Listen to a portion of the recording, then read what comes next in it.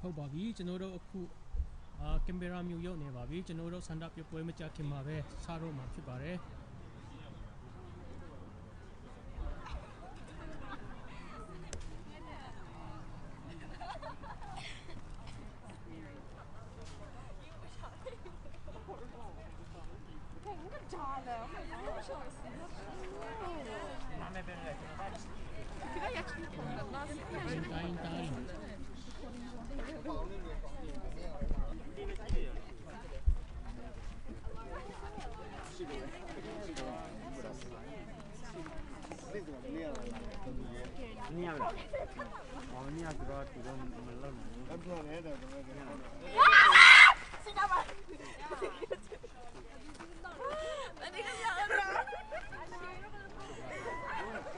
Okay,ကျွန်တော်တို့မကြခင်မှာစားတော့မှာကျွန်တော်တို့7နာရီစုပေမဲ့ကျွန်တော်တို့နည်းနည်း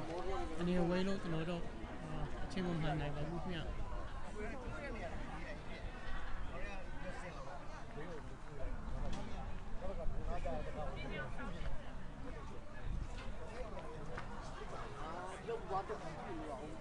းတော့စင်နီယာနဲ့လာတဲ့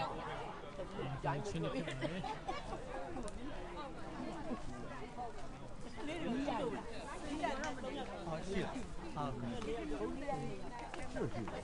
အဲ့ရှိပြီရှိတယ်ဟုတ်ဒီမှာကူးလိုက်ပါနော်ဘယ်ပြောမလဲဒီမှာရှိရတယ်ရနေကြတော့ရမယ်ရောကထားတယ်နှစ်ခုလောက်ပဲဘယ်လိုလုပ်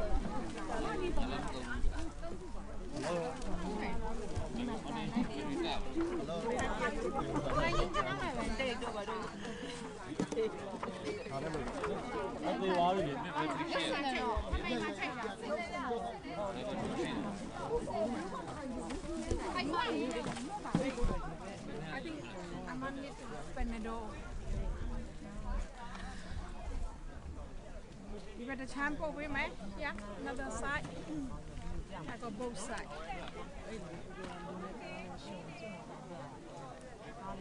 My daughter do it for me. Yes, I am Chinla. Okay. But Chinla. Haka. Flam. Oh, Flam. Not flam. Flam tidim. Apea tidim. Amea flam. Nantam marak lami. Nantam mo. Kan ayaw makumati cuma. Cuma sedunia sana cinta ayaw kumati. Ayaw kumati. Ayah.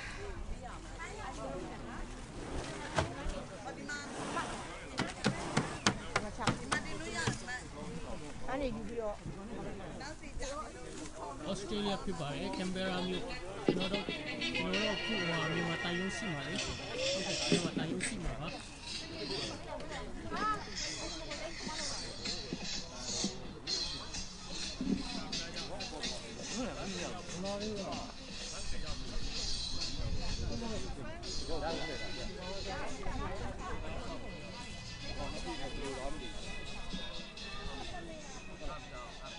ဟုတ်ကဲ့မင်္ဂလာပါ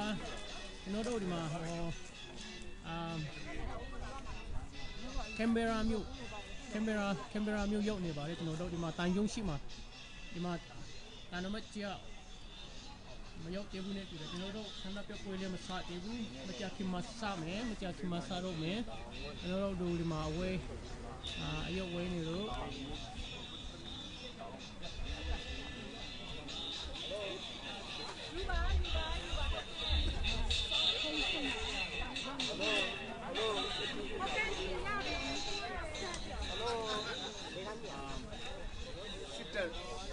ဒီတာကျွန်တော်မွေးလာတယ်လေဒီခေတ်လူငယ်တွေကမသိတော့ဘူးလေဟုတ်တာ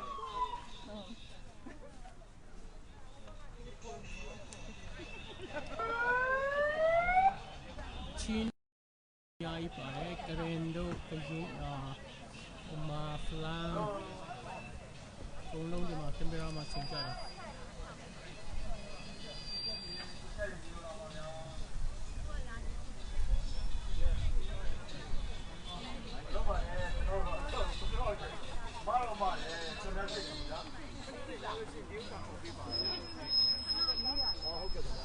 ဒီဟာပြီးလို့ရှိရင်လည်းဒီကအောက်ကနှစ်ခါអော်မယ်တဲ့ ကျွန်တော်ရှေ့ကနေပြီးတော့អော်ပေးပါဒါမှကျွန်တော်တို့ဘယ်လိုလုပ်ရလဲဆိုတော့သိအောင်နော် အော်လူကိုပေးရမှာလေဟုတ်ကဲ့ခဏလေးကြာအားလုံးမင်္ဂလာပါခင်ဗျာကျွန်တော်တို့မဲဘောကလာတဲ့ညီကောင်မောင်နှမတွေစစ်တနီကလာတဲ့ညီကောင်မောင်နှမတွေဗစ်တိုးရီးယားလာတဲ့ညီကောင်မောင်နှမတွေဟိုမှာအစားအစာတွေရှိပါတယ်ကျွန်တော်တို့အလူပေါ့နော်ရမငွေရှာတဲ့ပွဲဖြစ်တယ်အဲ့တော့စားတောက်ပြီးလို့ရှိရင်လူတွေဖြစ်သွားလို့ရတယ်အကယ်၍မစားတောက်ကြသေးဘူးဆိုလို့ရှိရင်ကျွန်တော်ဆန္ဒပြဖို့အတွက်ကိုဒီမှာ10ယောက်တန်းစီတိုင်လို့ရှိရင်ဟိုကားလာကနေပြီးတော့အဲ့ဒီကျွန်တော်တို့စပြီးတန်းစီပါဖြစ်ပါတယ်ဒါကြောင့်စားတောက်တယ်မစားတောက်ကြသေးဘူးဆိုလို့ရှိရင်တော့လာပြီးတော့တန်းစီထားပေးဖို့ပြတာရက်ခံပါတယ်ခင်ဗျာ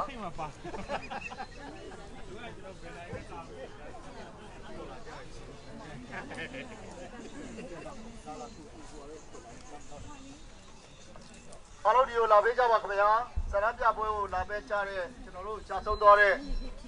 ရဲဘော်တွေကိုလာရောက်ဂုဏ်ပြုပေးကြတဲ့နော်ဒီကောင်တော်တွေအကုန်လုံးဒီဘက်ကိုစုရုံးလာပေးကြဖို့ပြတာရက်ခံပါတယ်ကျေးဇူးပါ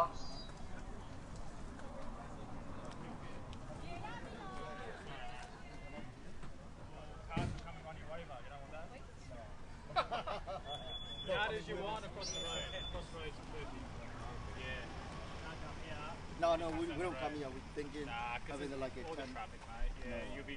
when they come, you have to go off and then come past. It's just safe for everyone. You won't be able to block it for this small lane. Nah, no blocking. No blocking. Nah, sorry. Yeah.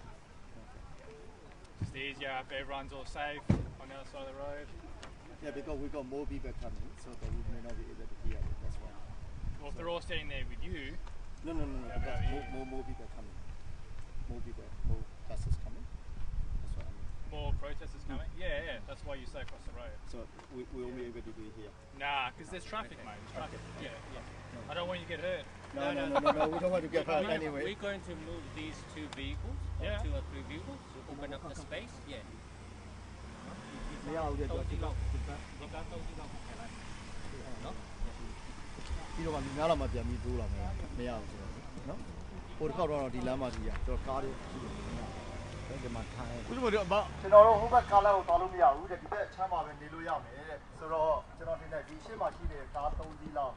နည်းနည်းရွှေ့ပြီးတော့ဒီလမ်းလောက်ကနေပြီးတော့10ရောက်စီလောက်တန်းစီတော့ဆိုရင်သူကကားအဝေးထွက်ရှိတဲ့ခါကျတော့ဟိုဘက်ဒီပြေးမလာပါဘူးတဲ့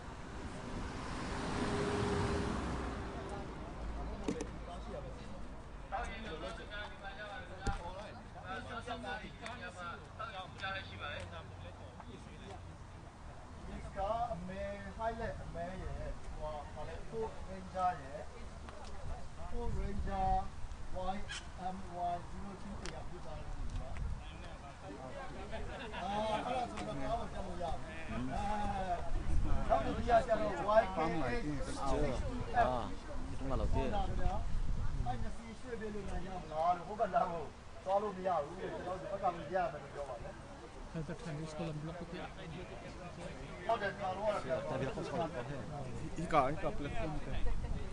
Ada mama. Hal ke cindung itu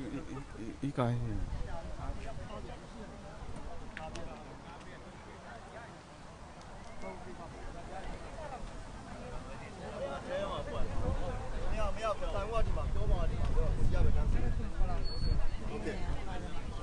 ဟိုဘက်လမ်းမကူရင်တော်ပြီကျွန်တော်တင်တယ်ဒီလောကစပြီးတန်းစီလား10ရောက်စီလားသူသွားလို့ဘယ်မှာဒီတိုင်းဟိုလို့ရှိရပါသူသွားမိကြည့်ပါလားနော်မိကြည့်တော့ပေါင်ချားပါလည်းမဟုတ်ဘူးနော်ခင်ဗျာပြောပြပါပြောတယ်မရှိသူတို့ထင်တာတိုင်ဝမ်ကားတယ်လို့ဟုတ်တယ်နှစ်ယောက်ပဲကျွန်တော်တို့ဒီလို Ford Ranger ရဲ့ဒီဘက်ကဟို Honda ကားရဲ့ကျွန်တော်တို့တွေကကားဆိုရင်တော့ရွှေ့ပေးပါမင်္ဂလာပါခင်ဗျာအားလုံးဆန္ဒပြမဲ့လူတွေဒီဘက်ကိုလာပြီးတော့တန်းစီပေးပါ10ရောက်တန်းကား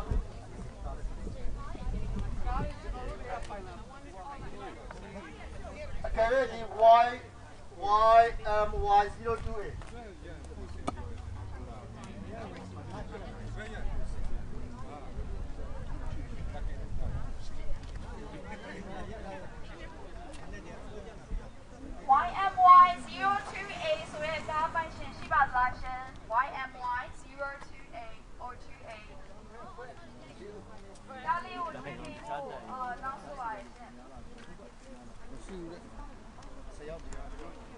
ရှင်းနေကျွန်တော်တို့ဒီကားပဲပိုင်ရှင်မှာပဲဒီကားပိုင်ရှင်ပဲလား ချိန်တော့ ကားပိုင်ရှင်ရှိပါသားရှင်ကားပိတ်နေလို့ရွှေ့ပေးဖို့တောင်းဆိုပါရယ် YKH62F YSY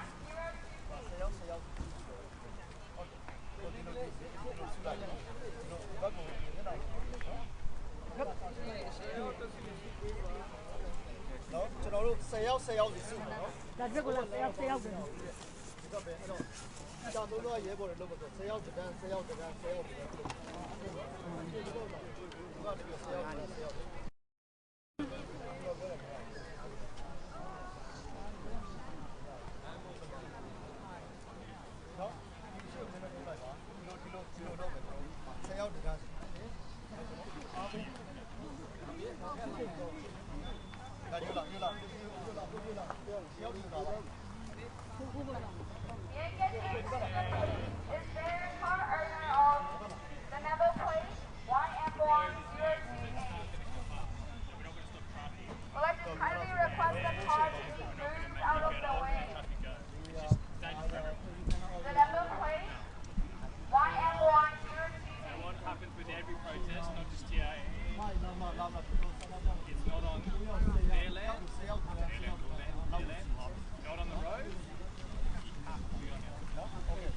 အဲ့နောက်ပါလဲလို့10ယောက်စီတန်းစီပေးပါကျွန်တော်တို့တန်းစီပြီးတော့အကဟိုဖြစ်ပါမယ်နော်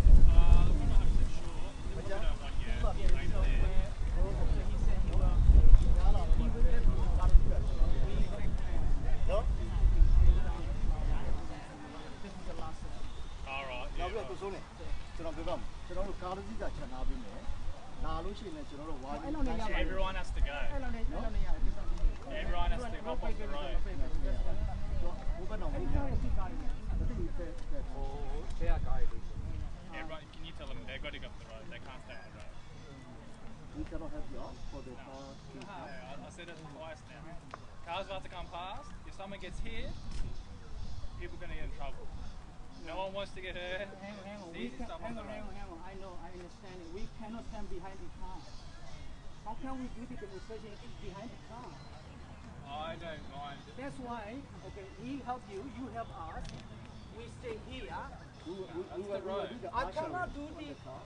do behind the car, obviously. This is our problem. I mean, we've been. Settle down. Okay, okay. I know. The rules are, I can't change the rules. sorry can I say one second 2 seconds. I can't change the rules, okay? Cannot be on the road. We can't have people on the road. What about me? You can go there. Right there. But Ryan said he don't block the road. I don't know who Ryan is. We've been told there's no one going to block the traffic. Okay. Okay? You need to tell everyone. So you can, everyone off the road.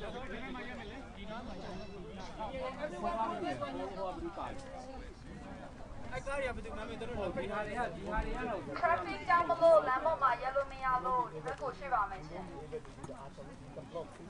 လမ်းပေါ်မှာရက်လို့မရပါဘူး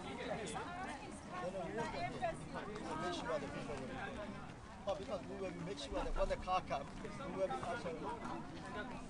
That's okay. I'm dealing with the different person. That's okay. Why do I? ရ10ယောက်စီပဲရမယ်အဲ့တော့10ယောက်စီပဲ Can we be on this side of the parking line?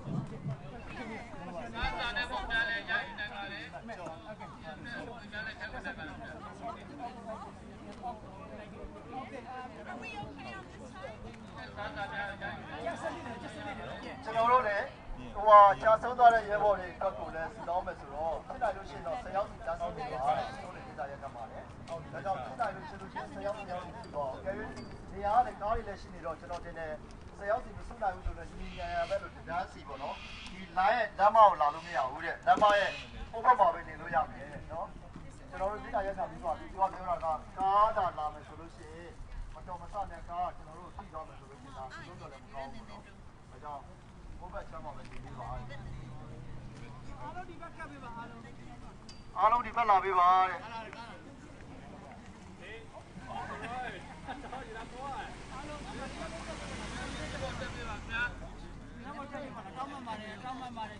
ကိုအဲ့ဒီလာဖြူလို့ရတယ်ဒီအိုက်ဖြူလေးရတယ်အဲ့ဒီဖြူတော့အရှိတ်တော့မတိုးပါနဲ့တဲ့နော် အဲ့လိုကြီးနိုင်မှာ Is that okay? အဲ့ဒီအဖြူလိုက်ပြီးတော့အဖြူလိုက်နောက်ကိုတော့မကြော်ပါဟိုအရှိတ်ကိုမကြော်လာပါနဲ့တဲ့နော်ဟုတ်ကဲ့ pharmacy ကဘယ်မှာကောက်ပါလို့ဆိုပြီးတော့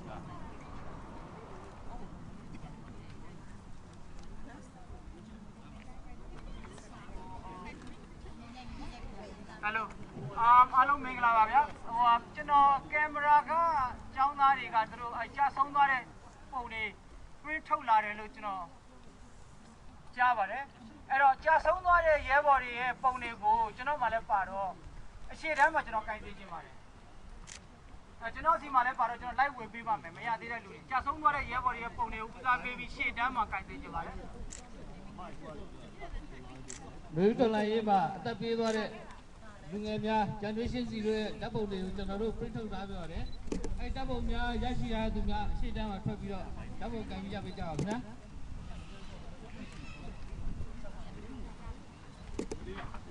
ဓာတ်ပုံရှိရသူများအရှင်းဆုံးလာပါ။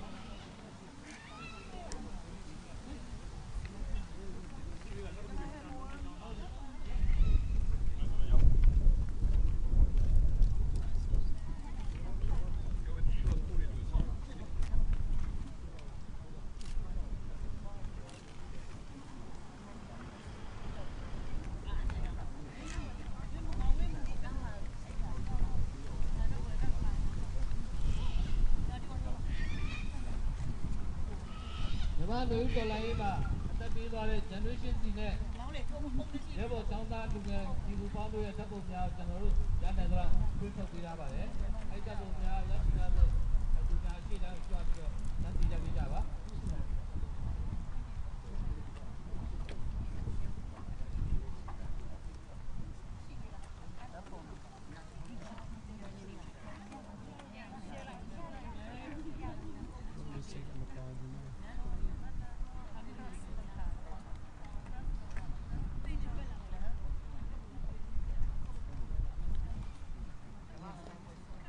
Okay, dah Australia Canberra ni kita ada, cuma yang mata yang sini yang ni ada.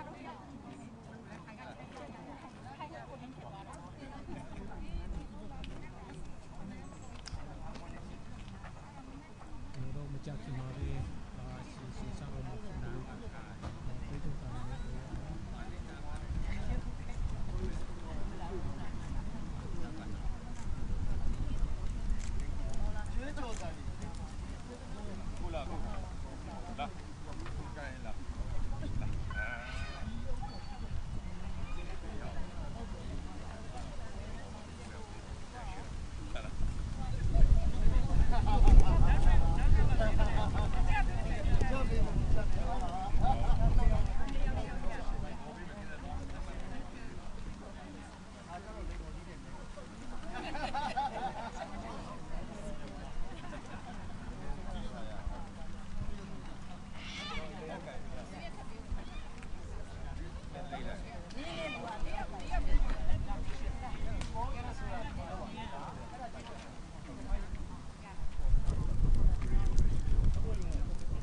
motor ဒီမှာရှိနေလားမသိဘူး TV motor TV motor ရှိနေလားတပည့်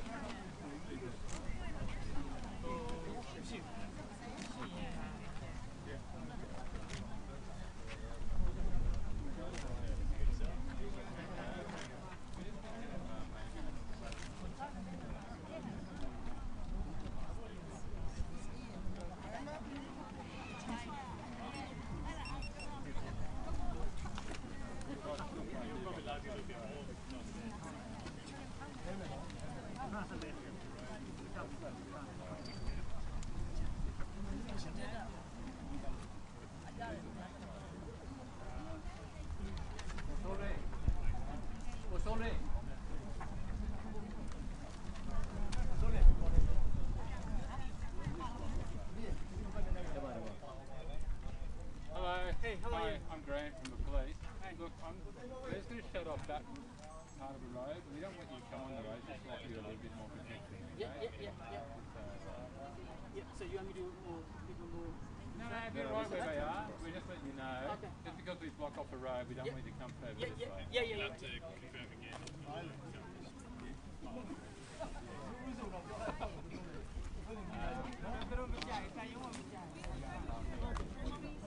Hello.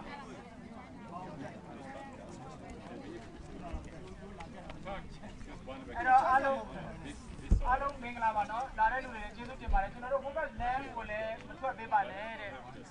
Who let she need her role, Waterole, okay, Vaginole, City Valley, who let she need her dimensional in a Sanato Pojama Pipare.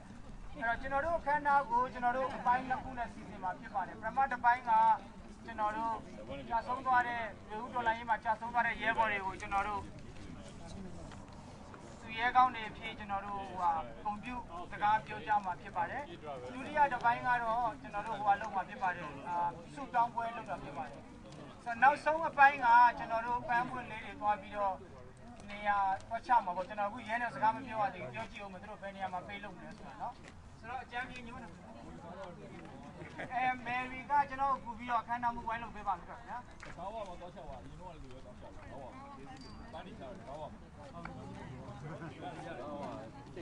So, let me know where we can have one put some small circle flowers. Then we leave it there, and then everyone come in and then put it lay down. This is the last part. Put it lay down for the rest of the last whoever fallen ill. Then we depart quietly, and then wipe our clean. So I understand what can be. What about here? Either side, either that side, that side. Okay. Can I do here? Whichever side you want. Yeah? Yeah. Thank you. What I'd say is try and keep most of the people off the road. You're only going to block one end off. And the other thing is, if you are going to put stuff down, you can't go anywhere near the embassy property. Right? Hello, Mabano. Who let you need that? Who will land with them? But put that on it. In Alima, who land with them, a picture on it. Now they are so big, no? I dance of God and the young and holding on to me. Hello,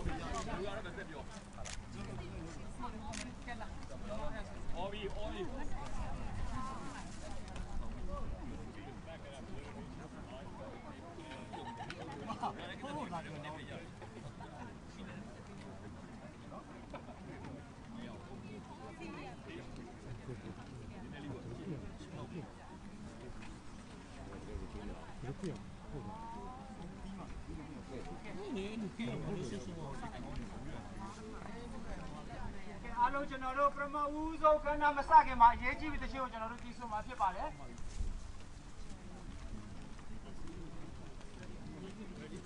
Minute, you know, Yaji with the show.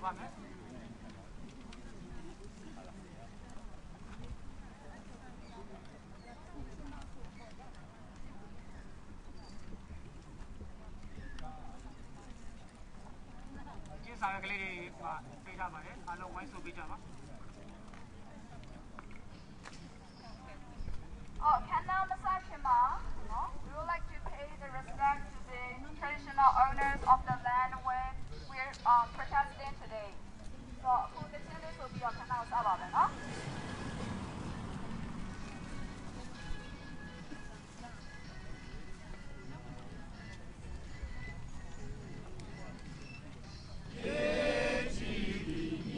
Paulo,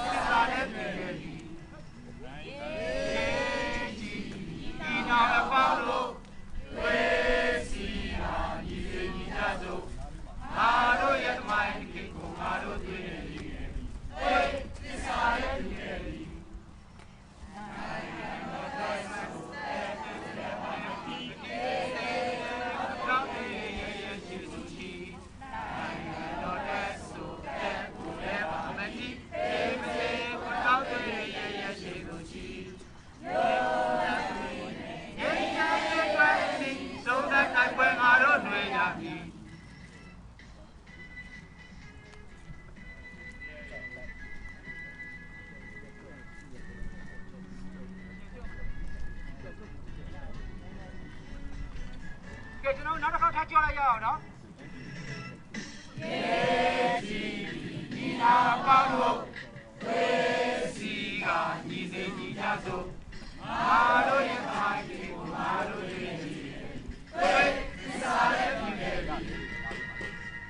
ရေစီဒီနာပေါင်းလို့ဝေစီကညီစိညီကြစို့မာတို့ရဲ့ပါတီကိုမာတို့ရဲ့ညီဝေစီစားတဲ့ပြည်ရဲ့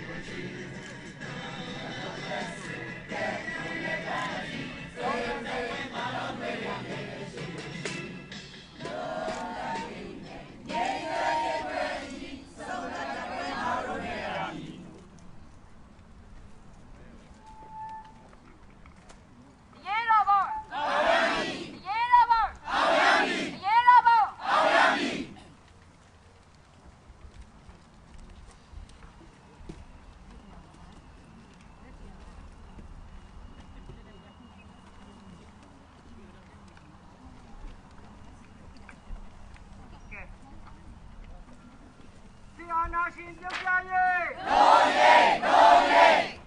ဒီမိုကရေစီရရှိရေးတို့ရေးတို့ရေးဖန်ဆီးထားတဲ့ပြည်သူများချက်ချင်းလို့ချက်ချင်းလို့ဖန်ဆီးထားတဲ့ကျောင်းသားများချက်ချင်းလို့ချက်ချင်းလို့ရုံမတက်တဲ့ရုံမတက်တဲ့ရုံဖက်ရုံဖက်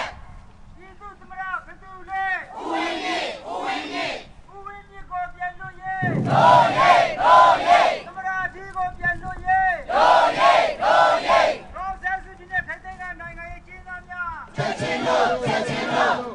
ငါတို့အာဏာငါတို့ပြန်ပေးငါတို့ကြောင်းသားငါတို့ပြန်ပေးငါတို့ပြည်သူငါတို့ပြန်ပေးပြည်အောင်နိုင်တဲ့ဘုံဘုံများအစီအစဉ်ကိုပေါ်လိုက်ပေးမောက်မောက်ရေလာဖို့အောင်ရမည်ရေလာဖို့အောင်ရမည်ရေလာဖို့အောင်ရမည်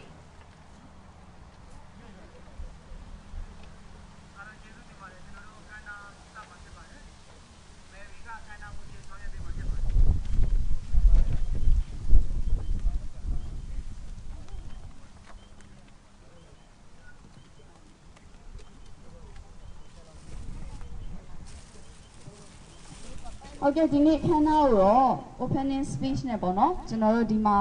Melbourne ကရော Canberra ကရော Sydney ကရောလူတွေအားလုံးစုဝေးပြီးရောက်ရှိလာတဲ့အကြောင်းကိုဦးစိုးလွင်ကနေပြီးတော့ရှင်းလင်းတင်ပြပေးတော်မှာဖြစ်ပါတယ်ရှင်ကိုစိုးလွင်ကိုဖိတ်ခေါ်ပါတယ်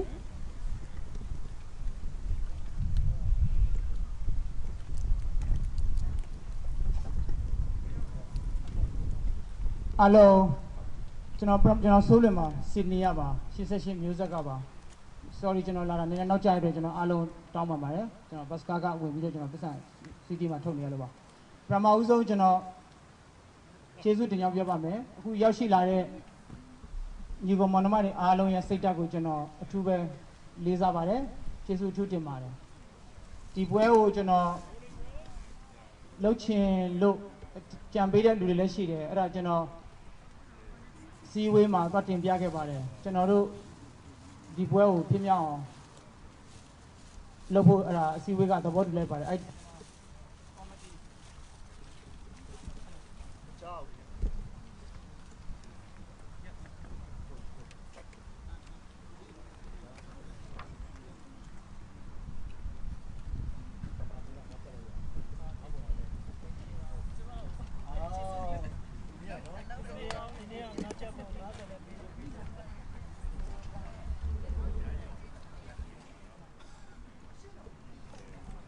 တော့ကျွန်တော်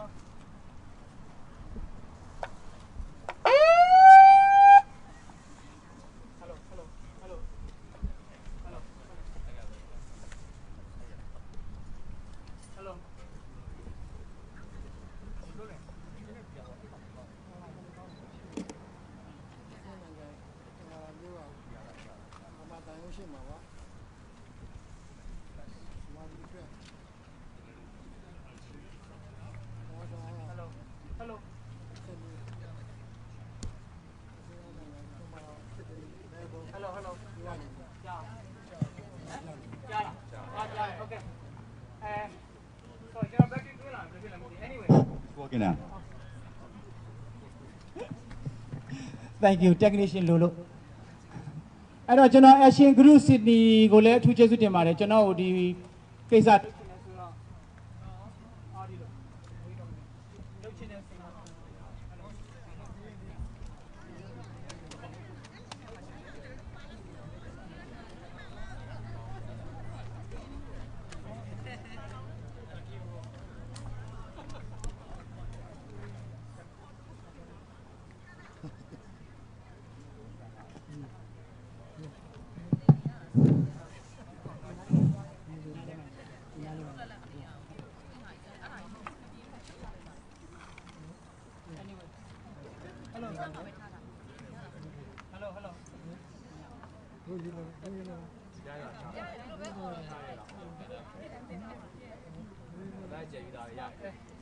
Sorry ဗျာကျွန်တော်တို့ကဒီမှာ Hello sorry ပါ Okay Hello ရပြီအဲ့တော့ကျွန်တော်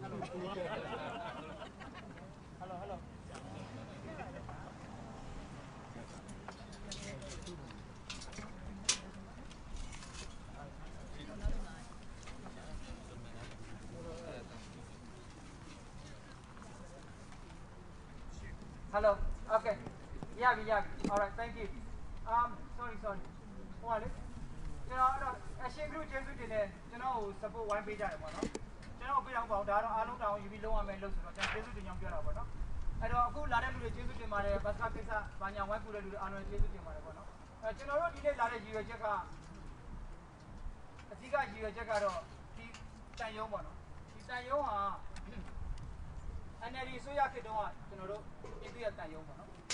အခုတော့ဒီတန်ယုံကကျွန်တော်တို့တန်ယုံလည်းမဖြစ်လာလည်းသူမပြောဘူးစစ်အာဏာသိမ်းတဲ့ဗိုလ်မေးအောင်လည်းတို့တန်ယုံဆိုတာလည်းသူမပြောဘူးအဲ့တော့ကျွန်တော်တို့တာဝန်ကဘာလဲဆိုတော့ဒီမှာပြည်ထဲမှာဒီမှာတပြည်လုံးကအခုရွချွန်နဲ့ဒီမိုကရေစီရဖို့အတွက်အာဏာရှင်ကိုတွန်းလှန်နေကြတာပေါ့နော်အဲ့ချိန်မှာကျွန်တော်တို့ကပြည်ပမှာရောက်နေတဲ့လူတွေရဲ့တာဝန်ကဒီတန်ယုံကတော့ CRPH ကိုထောက်ခံတဲ့တန်ယုံဖြစ်ရမှာပေါ့နော်အဲ့တော့ CRPH ကိုထောက်ခံတဲ့တန်ယုံကျွန်တော်တို့အမျိုးမျိုးစ조사ကြည့်ကြပြီးပြီလူငယ်တွေလည်းစ조사ကြည့်ကြပြီးပြီဒါပေမဲ့ဒီနေ့ကျွန်တော်တို့ဘာသာမှမကြောက်ဘူးအဲ့တော့အဲ့ဒါရည်ရွယ်ချက်တစ်ခုပေါ့နော်နောက်တစ်ခုကကျွန်တော်တို့အမပြည်တွေကကြာဆုံးသွားတဲ့ရွချွန်လူငယ်တွေအားလုံးရဲဘော်တွေသူရဲကောင်းတွေပေါ့နော်ကျွန်တော်တို့တို့ဂုဏ်ပြုရမှာပေါ့အခုဒီမှာပုံတွေပါနေတယ်လို့ပဲအားလုံးကျွန်တော်တို့ဂုဏ်ပြုရမှာလို့အဲ့ဒီရည်ရွယ်ချက်နှစ်ခုကြောင့်ကျွန်တော်လာတာပေါ့နော်အဲ့ဒီရည်ရွယ်ချက်နှစ်ခုကြောင့်ကျွန်တော်တို့လာတာပေါ့အဲ့တော့ကျွန်တော်ပထမပိုင်းကတော့ဂုဏ်ပြုတဲ့အားတွေကျွန်တော်တို့ပြောမယ်ဒုတိယပိုင်းကတော့ကျွန်တော်တို့စူတောင်းပွဲလုပ်မှာပေါ့နော်ကျွန်တော် message ကနှစ်ခုပဲပေးချင်ပါတယ်တစ်ခုကကျွန်တော်တို့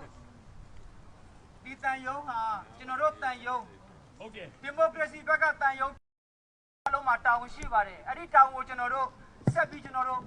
တွန်းသွားပါမယ်အဲ့တာဝန်မရအောင်ကျွန်တော်တို့မှာရှိတဲ့နီးတွေအကုန်လုံးနဲ့ဦးတာအောင်ညွန်းနဲ့သူ့ဝန်ထမ်းတွေအားလုံးဟာ CRPH ကိုထောက်ခံတဲ့တန်ယုံလူတူထောက်ခံတဲ့အစိုးရရဲ့တန်ယုံပြအောင်ကျွန်တော်တို့စူးစမ်းသွားပါမယ်အဲ့ဒါတခုပါဒုတိယတစ်ခုကဗမာပြည်ထဲမှာ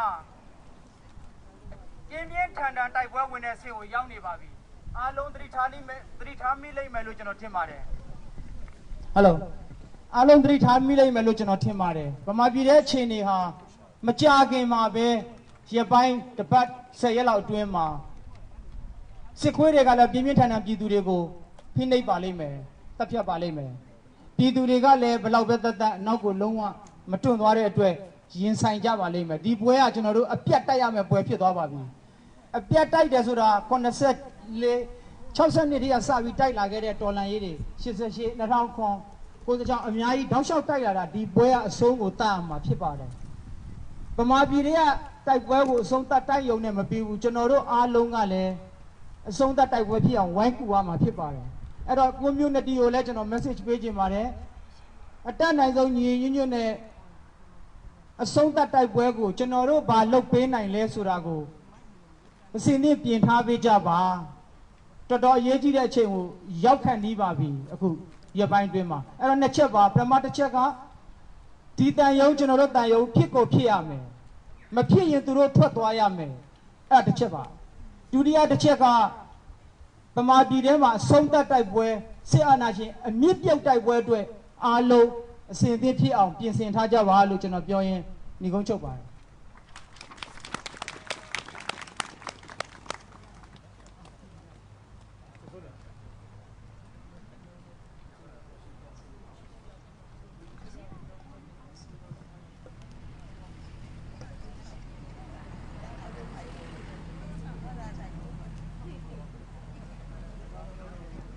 ကျွန်တော်မှာကိုကျော်စိုးမိုးကကော်လိုရှင်လောက်ခိုင်းတယ်ဒီတန်ရုံကျွန်တော်တို့တန်ရုံတို့ထွက်သွားပေးပါတဲ့အဲ့ဒါကျွန်တော်တို့ဆုံးဖြတ်ချက်ပါ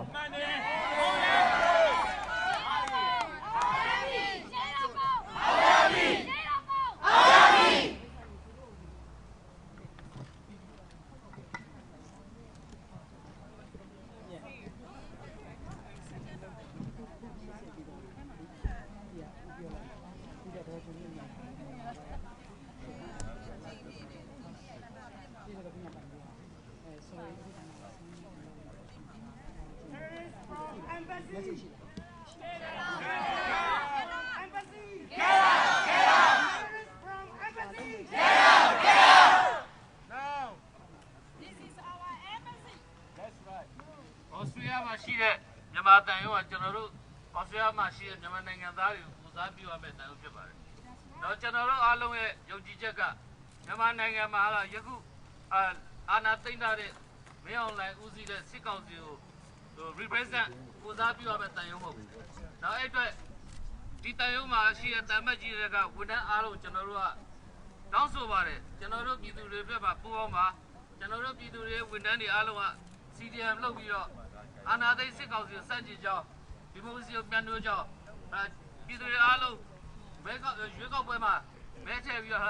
ရွေးကောက်တင်မြှောက်ထားတဲ့ပြည်သူ့အစိုးရကိုအတည်ပြုဖို့လက်ခံဖို့အာဏာလွှဲအပ်ဖို့အတွက် CDM လုပ်နေကြဖြစ်ပါတယ်။အဲ့ဒီ CDM ကိုဒီတန်ရုံးဝန်ထမ်းတွေတာမတ်ကြီးအစပူးပေါင်းပါဝင်ဖို့ကျွန်တော်တို့တောင်းဆိုပါတယ်။အကယ်၍များကျွန်တော်တို့ပြည်သူတွေနဲ့မပူးပေါင်းဘူးပြည်သူဝန်ထမ်းတွေအတွက်မရပ်တည်ဘူးဆိုရင်ဒီတန်ရုံးမှာရှိတဲ့တန်ရုံးဝန်ထမ်းအားလုံးတာမတ်ကြီးပါဝင်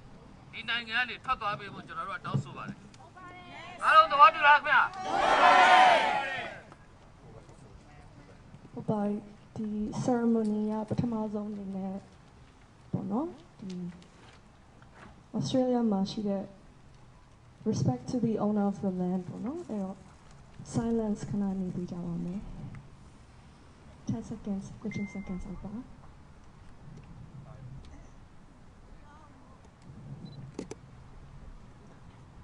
So we pay respect to the original owner of the land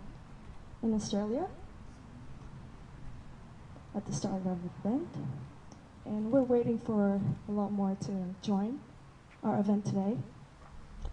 And we'd like to take a few seconds to acknowledge the fact that this land was originally owned by the original landowners. And we like to acknowledge the traditional custodians of the land on which we gather today.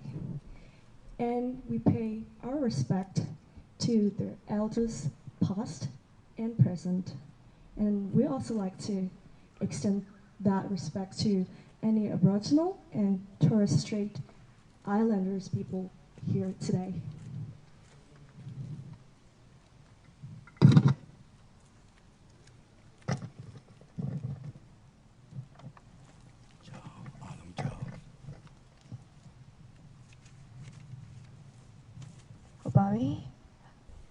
Opening speech go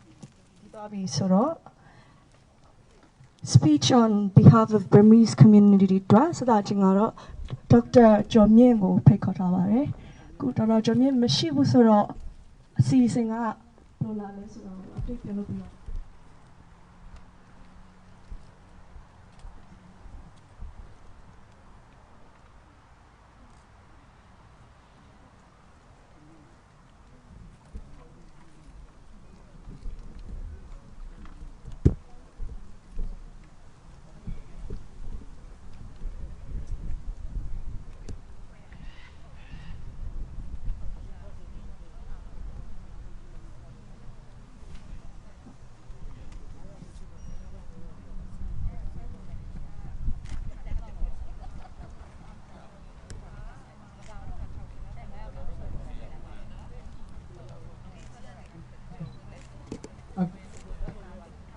ကျွန်တော်တို့အခု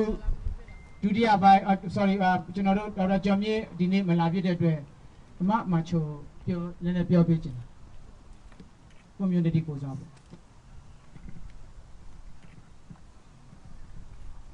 ကျွန်မကတော့အမချိုပါရှင်ဟိုဒီ Australia မှာရှိတဲ့ community တွေခုလိုကြွရောက်လာကြတာအားလုံးကျွန်မကျေးဇူးတင်ပါတယ် Melbourne ကဒီကုကလာကြတယ်ဒီ Canberra လူတွေဆိုလဲတက်ကြွနဲ့အားလုံးစီစီရုံနဲ့စားတောက်တွေတက်ပါအားလုံးစီစဉ်ပေးပြီးတော့ပန်းတွေအတွက်ကောစုစုဝေးလုပ်ကြတာကောအများကြီးဝန်တာကျေးဇူးတင်ပါတယ်နော်ကျွန်မတို့ခုလိုလုပ်တဲ့ပွဲရဆိုလို့ရှိရင်အများတိကျတဲ့အတိုင်းဗမာပြည်စစ်အာဏာရှင်ကြာဆုံးရေးအတွက်အားလုံးစမ်းကျင်ရှုံချတိုက်ခိုက်နေကြတဲ့ခါမှာစစ်အာဏာရှင်တကယ်တပုံစစ်တပ်တဲ့ကျမ်းဖက်တိုက်ခိုက်မှုတွေကြောင့်ကြာဆုံးသွားကြတဲ့တရားကောင်းတွေကိုဂုဏ်ပြုတဲ့ပွဲဖြစ်ပါတယ်အဲ့ဒီပွဲကိုကျမတို့ကထိုက်တန်တရားကောင်းတွေအတွက်ဂုဏ်ပြုကြမှာဖြစ်ပါတယ်ဒီတန်ရုံးရှိမှလည်းလာပြီးလောက်တာခုနကကိုစိုးလင်းပြောသလိုပဲနော်ဒီတန်ရုံးကမြန်မာလူမျိုးရဲ့ကိုစားပြုတန်ရုံးပဲဖြစ်ရပါမယ်အဲ့တော့ကျမတို့ဗမာပြည်သူပြည်သားတွေရဲ့ရှင်ထဲမှာဘလောက်တောင်ဝမ်းနေချေကိုရရဆိုတော့အတိမတ်ပြတဲ့အနေနဲ့ခုလိုလာရောက်ပြီးတော့တင်ပြကြတာဖြစ်ပါတယ်အားလုံးကိုစားပါငါပြောအားလုံးကိုစားပါအားလုံးကိုကျေးဇူးတင်ပါတယ်ရှင်ရေတော်ဘုံရေတော်ဘုံရေတော်ဘုံ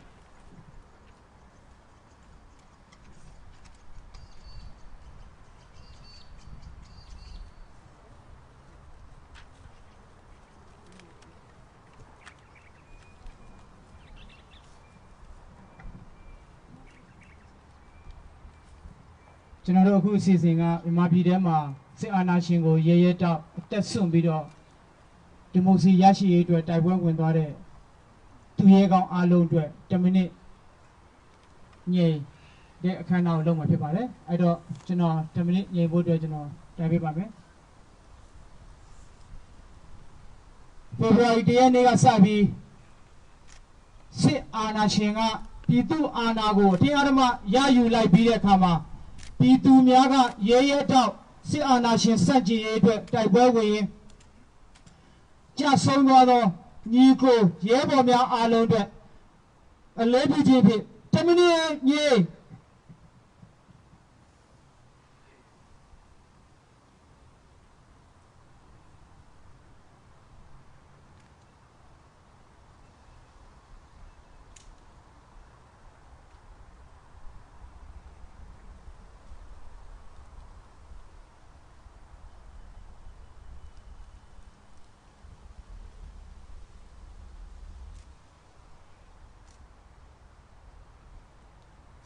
အားလုံးကျေးဇူးတင်ပါတယ်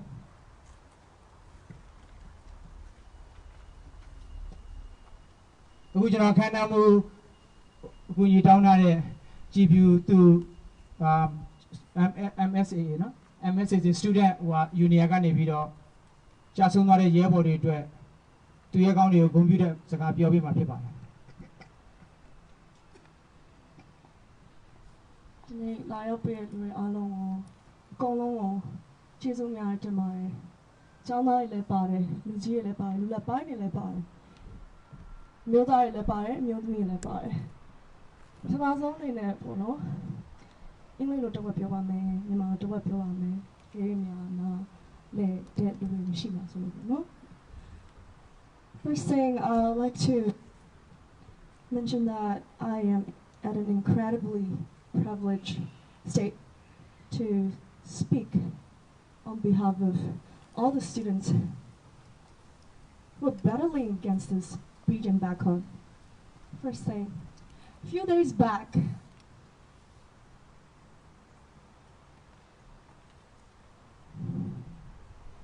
a mother receives her child's brain in a plastic bag. And that child or that youth body could be if he or she has been raised in the ground where democracy flourished, then he would be speaking like all of us today. So that's one thing. And there are so many people with incredible hearts and full of potential, not being tapped into because of this oppressive regime. And secondly, there are students who couldn't continue their studies or complete their studies. And as you guys may aware, a few days back, one medical student shot dead on the spot. And he was only 18. Only 18. And these occurrences repeat over and over again all across Myanmar. But just because it's repeating over and over again, it doesn't mean we could turn a blind eye to it. And families are mourning over their lost ones. And if you look at the data, more than 60%, they're younger than 20 years old. You can look it up. It's not my saying. It's out there. So on that note, we'd like to really express our condolences on Australia land. Now that I'm given a chance to speak and to express my frustrations and how sad I am. Everybody is sad, but especially student body, the youth body, we're sick of it. 88 generations, 74 generations, 62 generations, all of them started with the student unions and student movements. So today, I'd like to welcome all of you to join this fight. And let our youth voices be heard, loud and clear, from across the world. It doesn't end with Australia or start with Australia. It starts somewhere. Somewhere back there. Back home, all these people at frontiers shielding themselves with the shields that don't really shield the bullet. But what they're fighting for can be just crushed with a single bullet or more. So that's one thing we like to address. And from this moment, I like to say that on my personal story, I'm really heartbroken, like every one of you here. But there are so many days we have cried over and over that tears won't just suffice. Words don't just suffice, but actions do. So please, everyone, regardless of your age, please, this time is the time to stay united and not to reside in fear, hide beneath that fear. So I'd like to call each and every one of you to join this fight until the coup is filled and once and for all in 2021, all the way from 1962, when 2021, let me repeat that, 2021, this will be the end of it.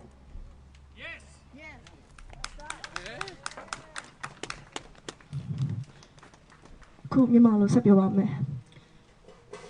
ဆိုတော့အခုလက်ရှိအနေနဲ့ကျမတို့လူငယ်တွေနဲ့မကဘူးလူကြီးတွေပါဒါတွေကတော့အကုန်လုံးစိတ်ဆင်းရဲလူဆင်းရဲဖြစ်ရပါတယ်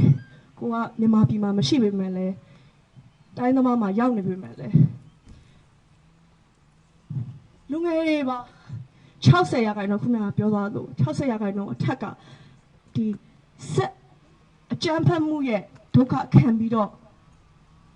ပေဆုံးခဲ့ရတဲ့လူငယ်တွေ60ရာခိုင်နှုန်းထက်ပိုပါတယ်ခုလက်ရှိဘာမှအကြောင်းတရားမရှိဘဲနဲ့ဖမ်းဆီးခံရတဲ့ចောင်းသားတွေကိုလည်းပြန်လွတ်ပေးဖို့လူတိုင်းကတောင်းဆိုနေကြပါပြီဆိုတော့ကျမတို့အနေနဲ့လူငယ်တွေကိုလူကြီးတွေနဲ့ရောဒီရှိခဲ့တဲ့ဒီ course ကိုအထူးထူးတိုက်ပွဲဝင်ရမှာဖြစ်တော့တဲ့ကြောင့်မို့ကိုကျိုးကိုမကြည့်ပဲနဲ့အခုချိန်မှာရေငုံလုံးပိတ်နေတဲ့သူ ဘောတရားကိုကြိုးကိုကြည့်ရနဲ့ထပ်တူညီမျှကြသွားတဲ့ပုံစံရှိပါတယ်အားကြောင့်မလို့လဲဒီနေ့အစီအစဉ်ဖြစ်ရတဲ့အကြောင်းရင်းလို့ကျွန်မယုံကြည်ပါတယ် embassy ကတုံ့ပြန်မှုမရှိဘူးဒီမြန်မာပြည်သူပြည်သားတွေရဲ့စိတ်ဆန္ဒကိုလုံးဝပေါ်ထုတ်မပေးဘူးအဲ့အတွက်ကြောင့်မလို့ကျွန်တော်တို့ဒီလာရဲဆိုတော့ကျွန်တော်ယုံကြည်ပါတယ်ဒါပေမဲ့တခုအရေးကြီးတာကအခုလက်ရှိ CDM ကို support ဆက်လုပ်သွားဖို့အတွက်ဟိုတနေ့က political economy ထပ်နောက်မှာကြည့်ဖြစ်ပါတယ်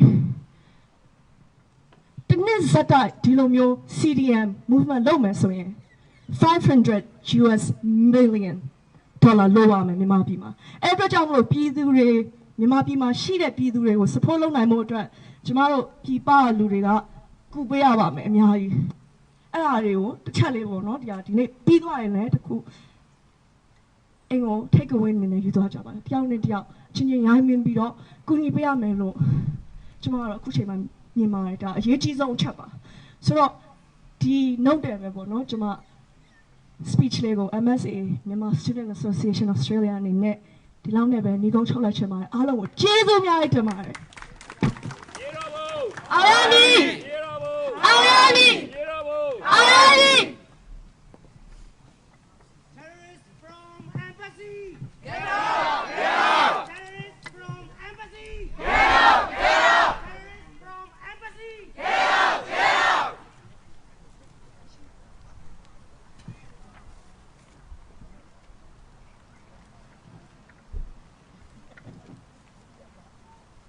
So we'd like to invite next gen speaker from Sydney, Kevin and Donna to come and speak for us today. So these are the youth body from Sydney. Hello. Can everyone hear me? All of me, my boss, I'm your jaw. Glad to meet everyone. My name is Kevin. My family's name is Amul Jaw. I was originally born in Burma, but I came to Australia when I was only 10 months old. All thanks to my beautiful parents. With everything that's happening in my country right now, it really makes me think. If my parents didn't work hard and made the choice not to come to Australia, I could have been one of these kids. Either living in fear, tortured, or even dead. That's why I'm so grateful of every single day of my life. Because I get to live in a nation that is full of opportunity and I get to chase my dreams. While the people of Burma are fighting and risking their lives for something I already have. Something everyone here already has. And that's freedom. This way? The heroes who are fallen, we're not just calling them heroes for no reason. We call them heroes because they fought and died for a purpose. They laid their lives on the line with the faith and hope that one day the next generation of kids in Burma will be able to live a life that they couldn't. The police and military are people we are also meant to be calling heroes. But that is not the case in Burma. We call them murderers and a bunch of barbarians. The last time I was in Burma was the end of 2018. And it made me so happy to see the country finally prospering. But I look at pictures of it now, and it's literally a war zone. When I wake up in the morning, what do I see outside my window? I see a clear blue sky and the birds chirping. A friend from Burma recently sent me a video of his apartment window. What does he see? The cloud full of smoke, and all he hears is gunfire. I can only imagine what he's going through. Some of my own family lives in that same city. I don't even know if they're alive or safe. The anger and frustration that I feel is nothing new to me, as it is something I have been feeling my whole life. Because my people have been going through this since 2007, 1988, 1962, and 1949. These are eras that our parents, grandparents, uncles and aunties have all lived through and witnessed their own family and friends murdered right in front of their eyes. These are stories that I'm sure most young Burmese Australians can relate to. I also feel like today is a day to reflect on our own lives. What can we do better to honour the heroes who have fallen? We can start by teaching the much younger Burmese Australians to really appreciate what they have here. To not force them down a path which they will be unhappy, but allow them to chase their dreams, discover who they are, and become the best versions of themselves. How can we even begin to fix issues in the world such as racism, when we have people who are willing to kill mothers, fathers, and children of their own culture without hesitation? So that is why we stand here today, because this is not about religion, this is not about culture. We stand here today together, but this is about being human. Thank you.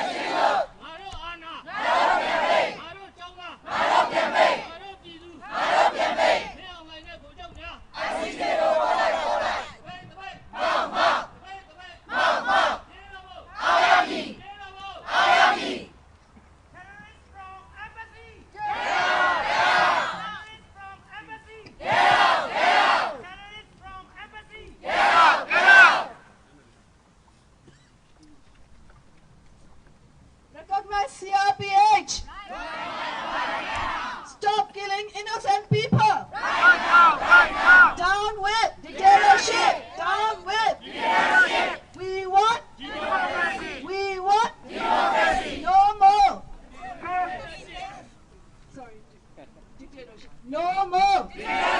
No more. We want justice. We want justice. Stop killing innocent people. Right now. Right now. Free Burma. Free Burma. Free Burma. Free Burma. မရောက်နိုင်တဲ့ dictatorship. Shame on you. Shame on you. မရောက်နိုင်တဲ့ dictatorship. Shame on you. Shame on you. Thank you.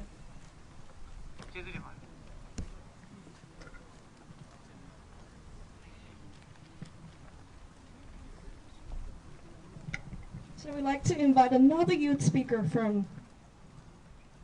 Next Gen. Mr. Tonai, please proceed.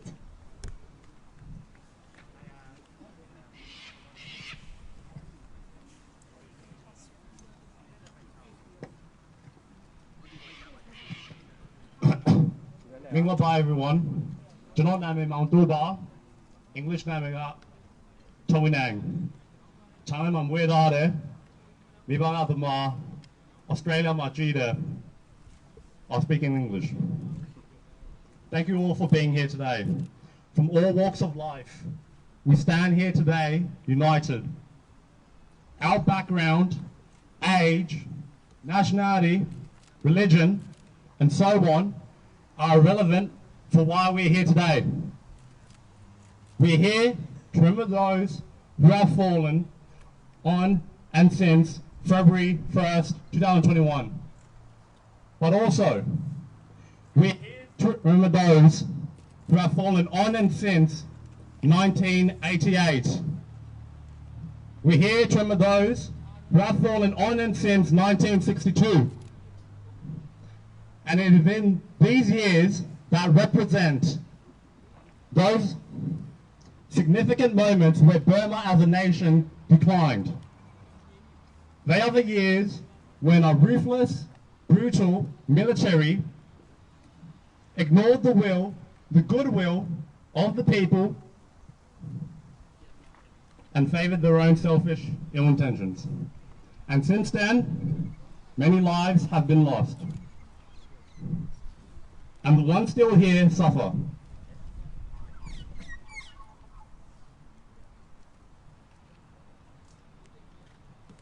I want to talk about education and opportunity today.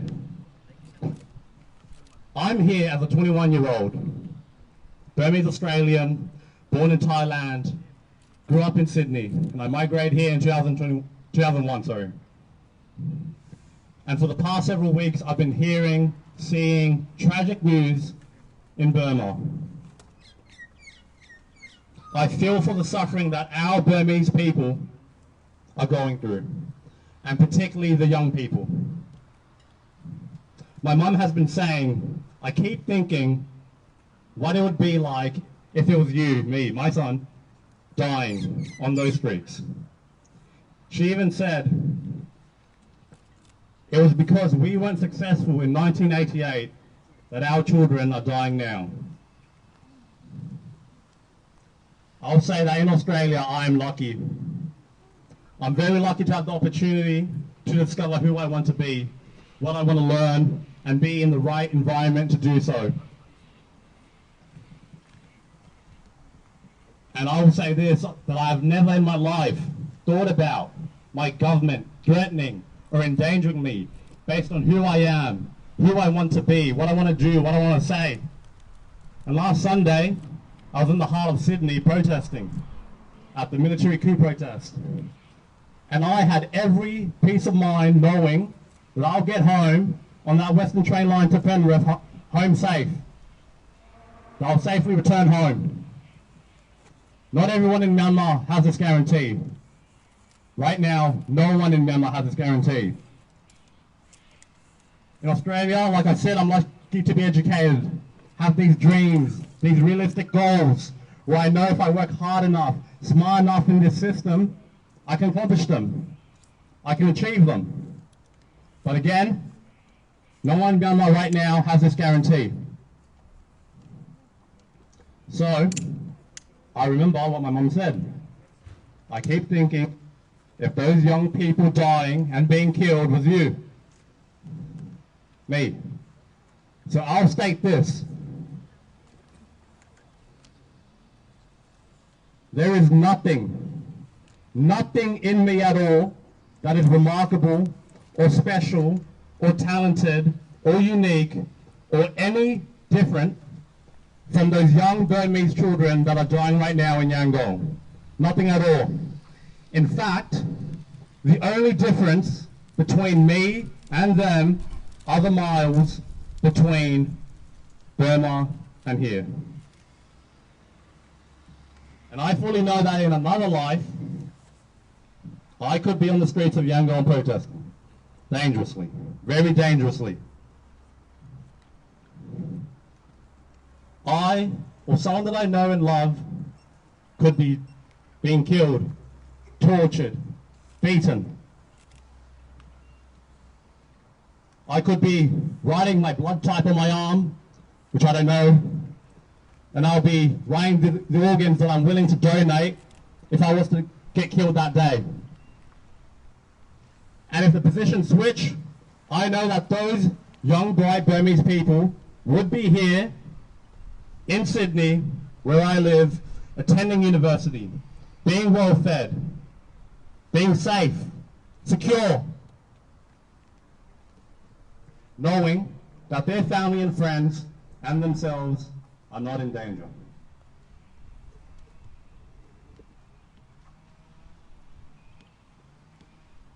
Our young people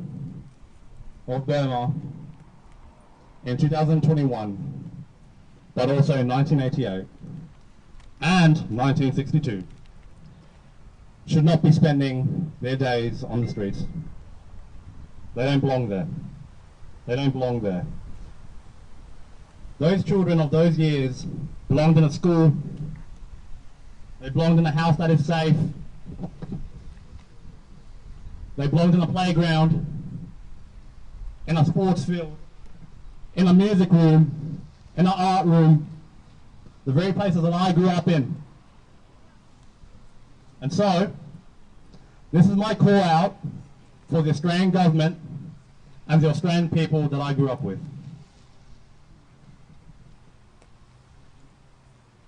We cannot be idle and content in a time of action and urgency. We cannot sit back on our fortunes while others are struggling to stand. We cannot be silent in our freedom while others fear without their freedom. There is no difference between us. We both wish for a life of security and safety We both want to rise to our potentials and dreams. We both deserve a fair go. And so, it is from our platform that comes the inherent responsibility to help others reach their many possibilities that unfortunately the young people of Burma are not seeing. The young people of Burma in 1988 did not see, nor in 1962. They saw threats, they saw danger, they felt despair, and the ones still here continue to feel despair. So these will be my final statements. We must stand against the same brutality that the Australian people know very well to oppose, and most certainly if such injustices began here in Australia. Our nation of Australia that values freedom, democracy, and liberty must also fulfill these values and oppose its threats. 1962 was 59 years ago. 1988 was 33 years ago. 2021 is now. And it is now, when our actions, more than our statements, that will demonstrate what Australia truly represents. Cheers to them out there. Thank you very much.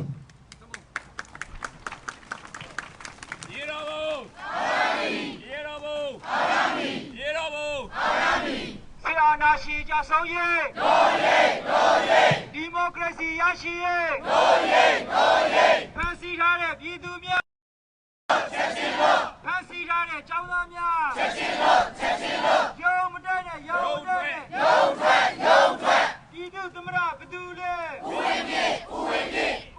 Gopia Loye Tumra Gopia Loye Long Sasujina Kandanga Nanga Jinamia Maro Ana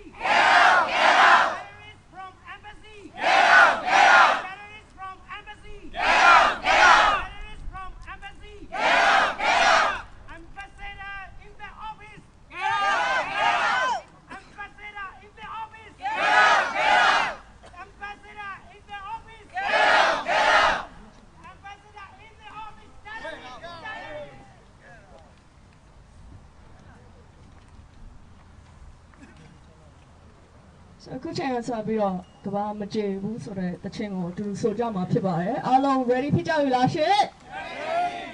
Okay စပါရမယ်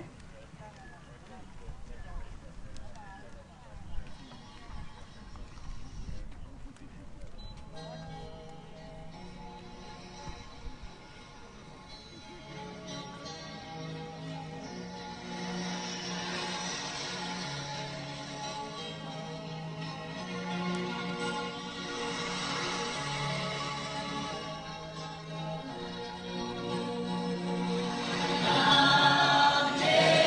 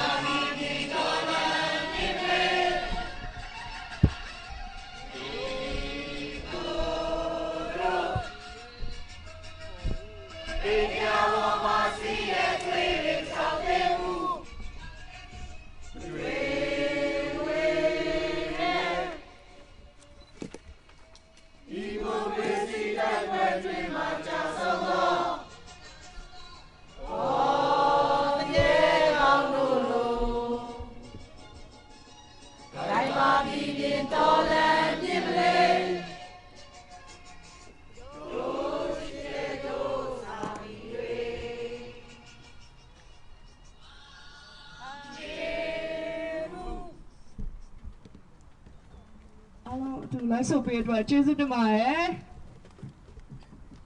ပြီးတော့ရင်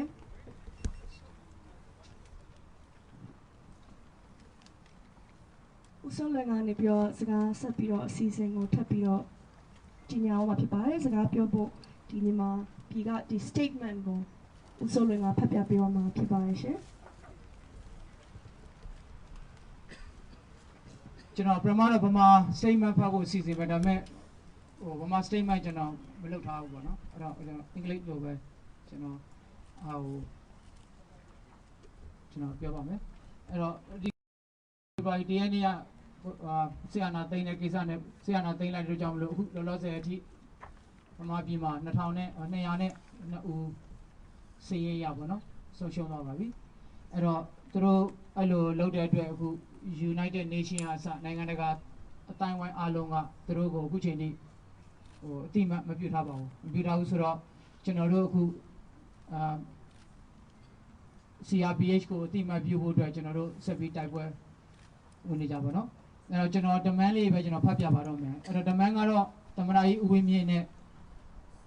နိုင်ငံတော်တိုင်ပင်ခံဒေါ်အောင်ဆန်းစုကြည်တို့နဲ့နိုင်ငံရေးကျင်းသားအားလုံးလွှတ်ပေးရေးပြီးတော့ယူပြည်သူတွေကိုတပ်ဖြတ်တာတွေရပ်ဆိုင်ပေးရေးပြီးတော့ CRPH ကိုကျွန်တော်တို့တရားဝင်ကားပါမှဖြစ်အတိမပြုရေးပြီးတော့နိုင်ငံတကာကလူခွေရေးနဲ့ဆိုင်တဲ့ခွင့်ရေးတွေမြန်မာပြည်သူတွေကိုပံ့ပိုးနိုင်ရေးပြီးတော့မှစစ်အာဏာရှင်နဲ့သူစစ်ကောင်းဆောင်တွေကိုနိုင်ငံတကာတရားရုံးမှာတရားစွဲနိုင်ရေးပြီးတော့မှ Australia အစိုးရကတော့ targeted sanction တွေကိုတိကျပို့ပြီးတော့လှုပ်ဆောင်နိုင်ရေးဆိုပြီးကျွန်တော် statement ရေးထားပါတယ်အဲ့ဒါကျွန်တော်ဖတ်ပြပါမယ်ကျေးဇူးတင်ပါတယ်ဆိုတော့ဒီအခုစီစဉ်ကကျွန်တော်တို့ဟိုတာမကြီးဦးတောင်ညွန့်ဒေါန်ဆန်းစုကြည်မွေးနေ့တုန်းကစစ်ဒနီမှာလာလို့တုန်းကသူကိုယ်တိုင်ပြောသွားတဲ့စကားအခုသူပြောတဲ့စကားနဲ့သူနဲ့မညီညွတ်တော့ဘူးဆိုတာကိုကျွန်တော်တို့ဗီဒီယိုလေးဖွင့်ပြမှာကိုသိန်းမုံဝင်းကစီစဉ်မှာဖြစ်ပါတယ်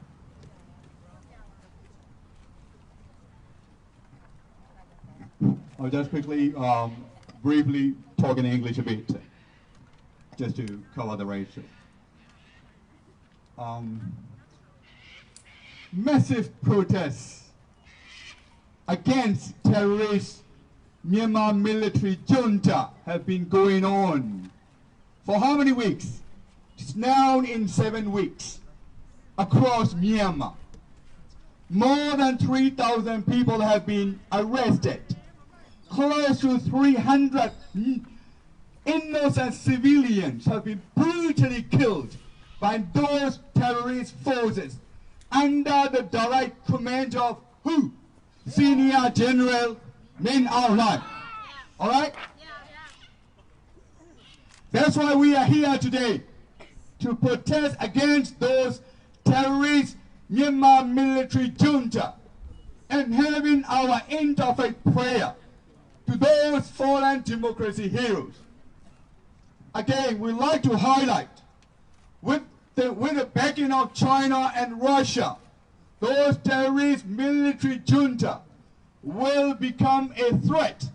to those Indo-Pacific regions, and Myanmar will become another, which country? North Korea. All right? Yes. You all agree? Yes. It's going to happen soon if we don't stop it now.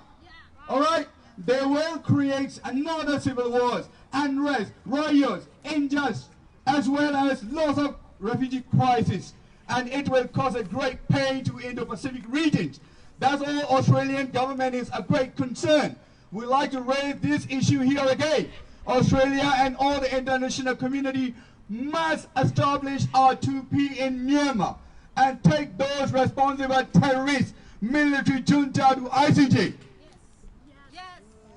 I'll just speak in Burmese a bit. Terrorist Myanmar military junta go Sanjibo, Canberra Chavo, Don Sasuji, Tamrai Uwimine, elected MPs a form of CRPH go, Chinarua, the Twitter, the Tara, the Zayat, the man, Taukan is a portable. Now the Piauna J. Tambi, so we know, Chinaro, Myanmar Machine Pidure, Kabaya Machia Burmese community, Alonga, the side that the man is shut below. How can get it? Say that in a Sanibo Piames of which an orient in it. Why move on a kid? Don't have a decent Nigia, you ain't dog heavy. Democracy are better dog heavy. Time be a child happy and child dog heavy. Time to be like Aloha, that which is patient near heavy. Dear children are dignity, my liar below. Children ready, Sanico tiny there. Children ready, CRPA, you got so you talk any there. Children ready, democracy, Senate, land over machine there. Children ready, don't Sanuji, government go. Praise look at him, Mayapene.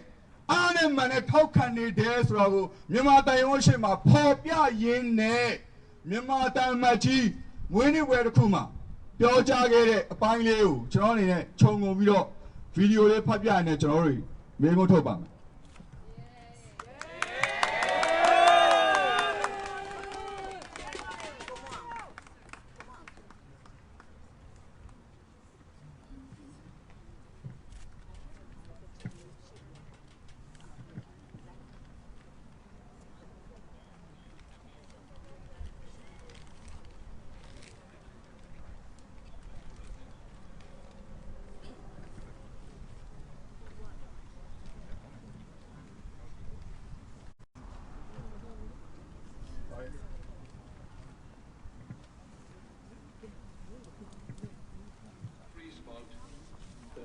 State Councillor Aung San Suu Kyi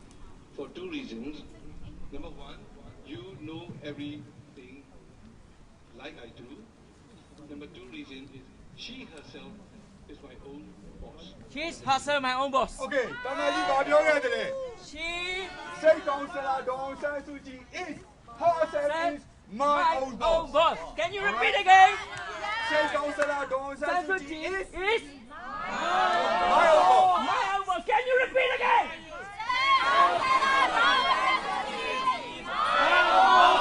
Can you repeat again?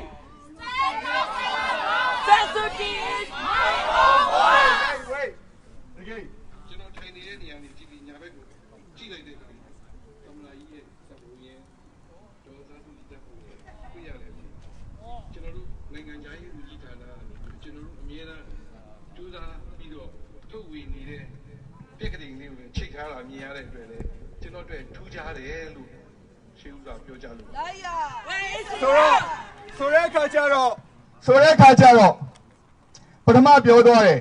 State Councillor Aung San Suu Kyi is my own boss. Tamaji Tamraine Aung San Suu Kyi Ponga Tiara Yenama Tinu Bamyao Mide. Soreka Jaro, Leshi and Etama, Mema Pia Tize Ubrea, Pedua Soyale. Pedua say Councillor. Tamaji, Pure Zaga solution, say Councillor Roma, Tessa Tabido. State Councillor ne Tamra Uwinyo po TV로 dignity HTO Yenama PD Chinu Kinyama Hobula. Lunya. He's a liar.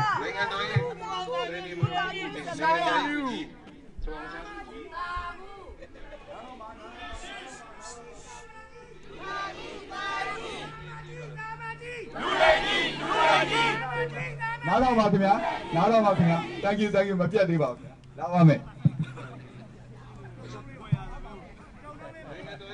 Okay.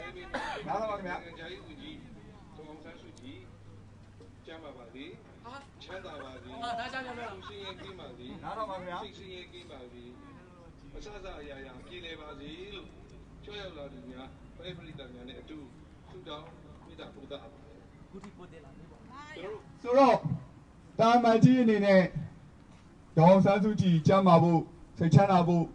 Kosin the Pia Jamabu, Luya Sanabu, Sudan Kedesura, a Kayumia, area Sudan Patana, the Gave a man, the Gave Yenega Lara the Gado, Dignity Chima Leve, the Gata Yatinama, Mahula. Yes! Sanahayao.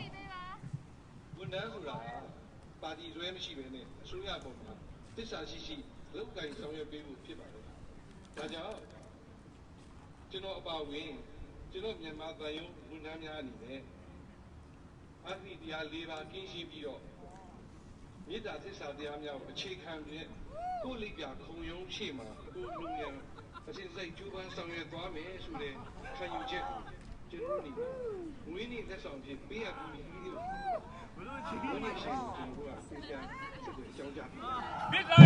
So right guys, I'm going to this out the hours as a guy pure doy. General, Myanmar be a piano lema. Mayona idea democracy panda at Togo. General, this out the hour, Tangai Mama, Tabi type boy when you jam Mabuda.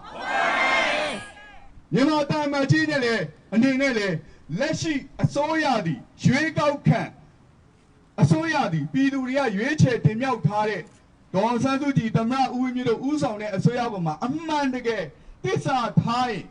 A man again, this are the carboma. Mimi Laka, Mimi Low Miro. Jetty Niama, Hola. That's not how you.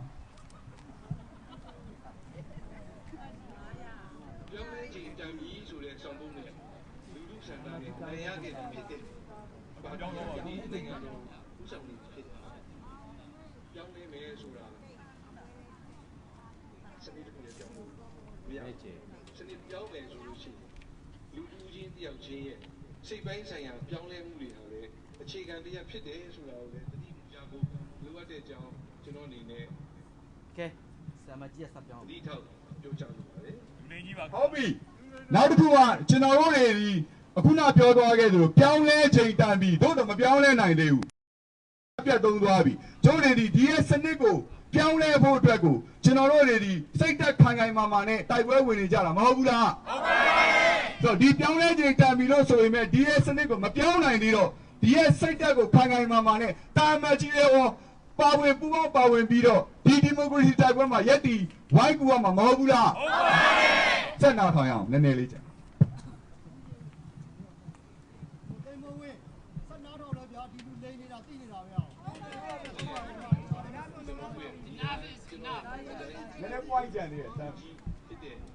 Last one. That's where you know it's over.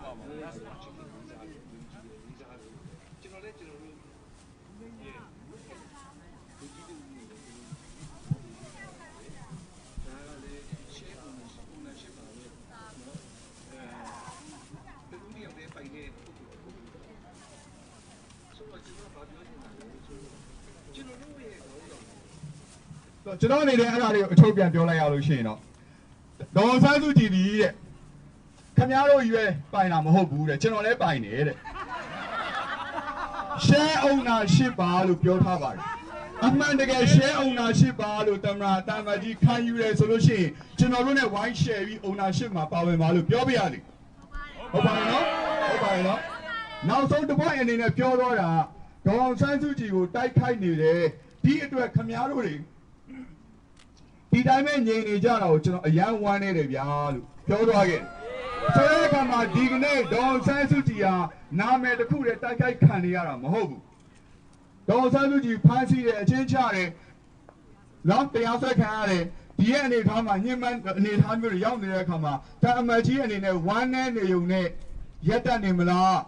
General of you, a computer power will be a Disney Jam at Taiwan with Malalu. Me in it, Nigo Chabara, come here. Thank you.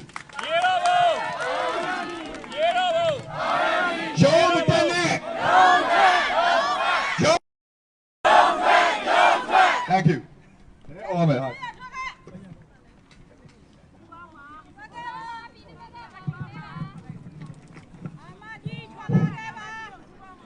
C'est un archi Jassonye! C'est un archi Jassonye! Democracy Yashiye! Fancy Tade Bilunya! Fancy Tade Changdanya! Jom Dene! Jom Dene! Bilu Tamra Bedule! Bilu Tamra Bedule! Go piano, yay! No, yay! No, yay! Tamarajigo piano, yay! No, yay! No, yay! Don't say to dinner, Tenicamia! Don't say to dinner, Tenicamia! Naro Anna! Naro campaign! Naro Anna! Naro campaign! Naro Changa! Naro campaign! Naro Changa! Naro campaign! Pidu! Naro campaign! Naro Pidu! Naro campaign! We outline it for Joya! I see they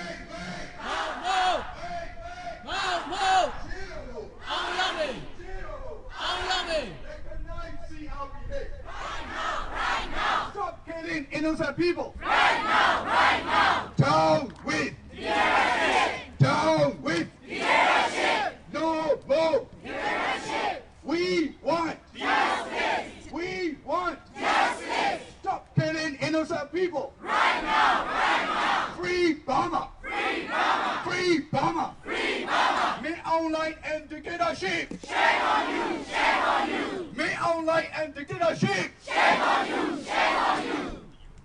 Terrorists from embassy. Get out. Get out. Terrorists from embassy. Get out. Get out. Terrorists from embassy. Get out. Get out. Terrorists from embassy. Get out. Get out. Terrorists from embassy. Get out. Get out. Kamaji.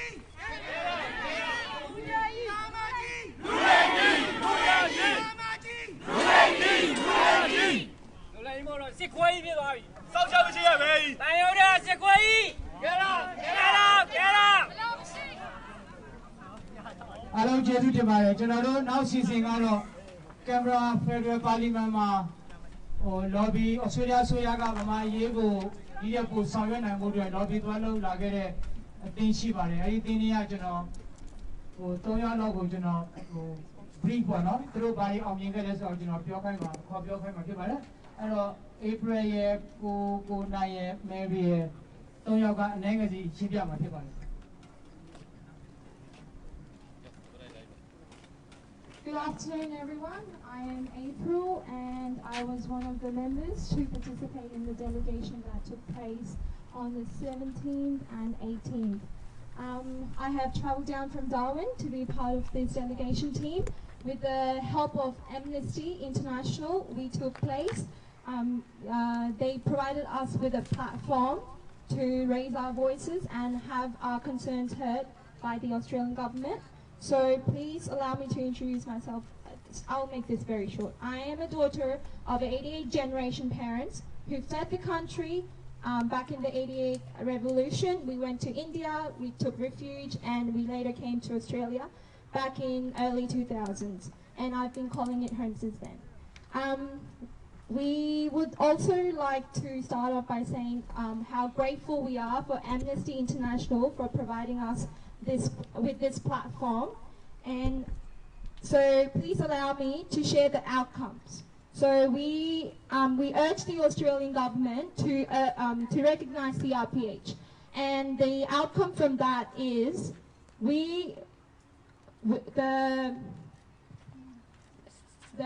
they have accepted to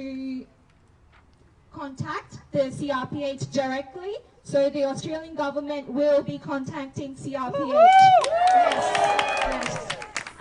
And the second thing was we also requested for a Burma friendship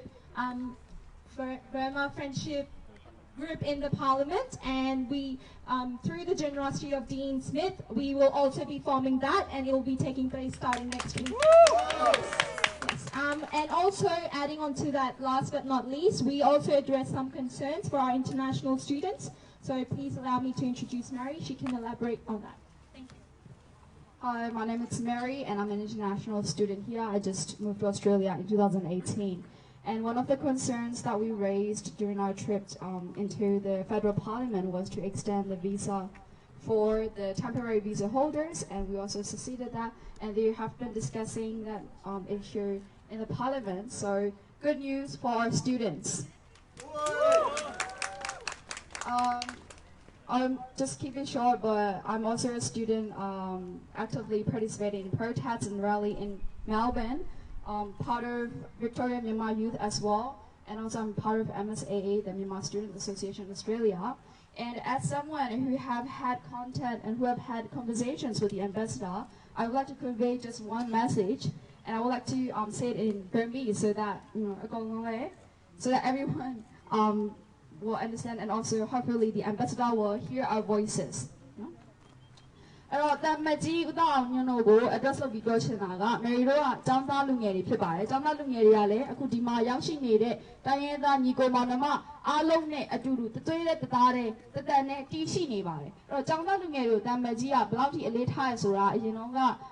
မယ်တို့နဲ့ meeting တွေလုပ်ခဲ့တာမှလည်းတွေ့ရပါတယ်ပေါ့နော်အဲ့တော့အတန်နေမယ်တို့ရဲ့ voice တွေ our voices တွေကို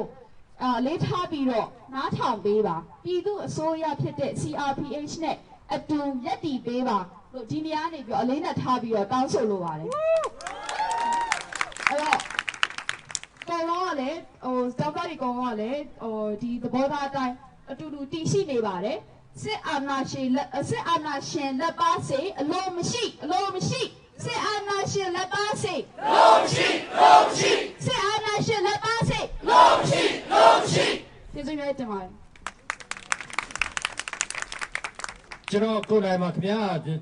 တော်လည်းခတ်တူပဲပြောပါမယ်ပထမအနေနဲ့ကျွန်တော်ဒီ delegation ထဲမှာဒီသမီးတွေနဲ့လူငယ်ကောင်းဆောင်တွေနဲ့ကျွန်တော်တို့တူသွားခဲ့တဲ့အောင်မြင်မှုတရက်ပေါ့နော်ဒါနောက်လောက်ဆရာကြီးလည်းအများကြီးရှိပါသေးတယ်ဆိုတော့ဒီ Australia နိုင်ငံလွှတ်တော်အမတ်တွေဟလာ politician တွေက CRPH ကို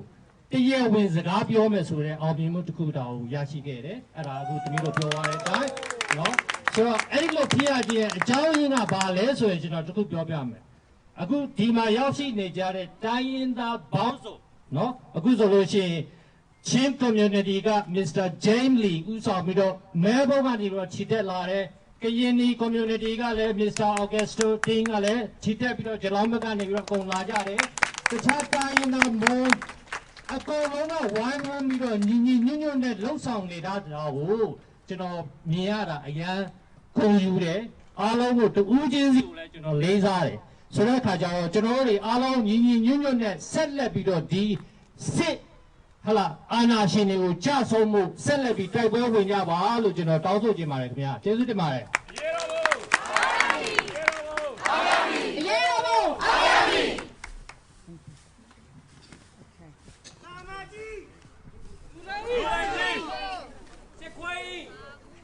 请站民。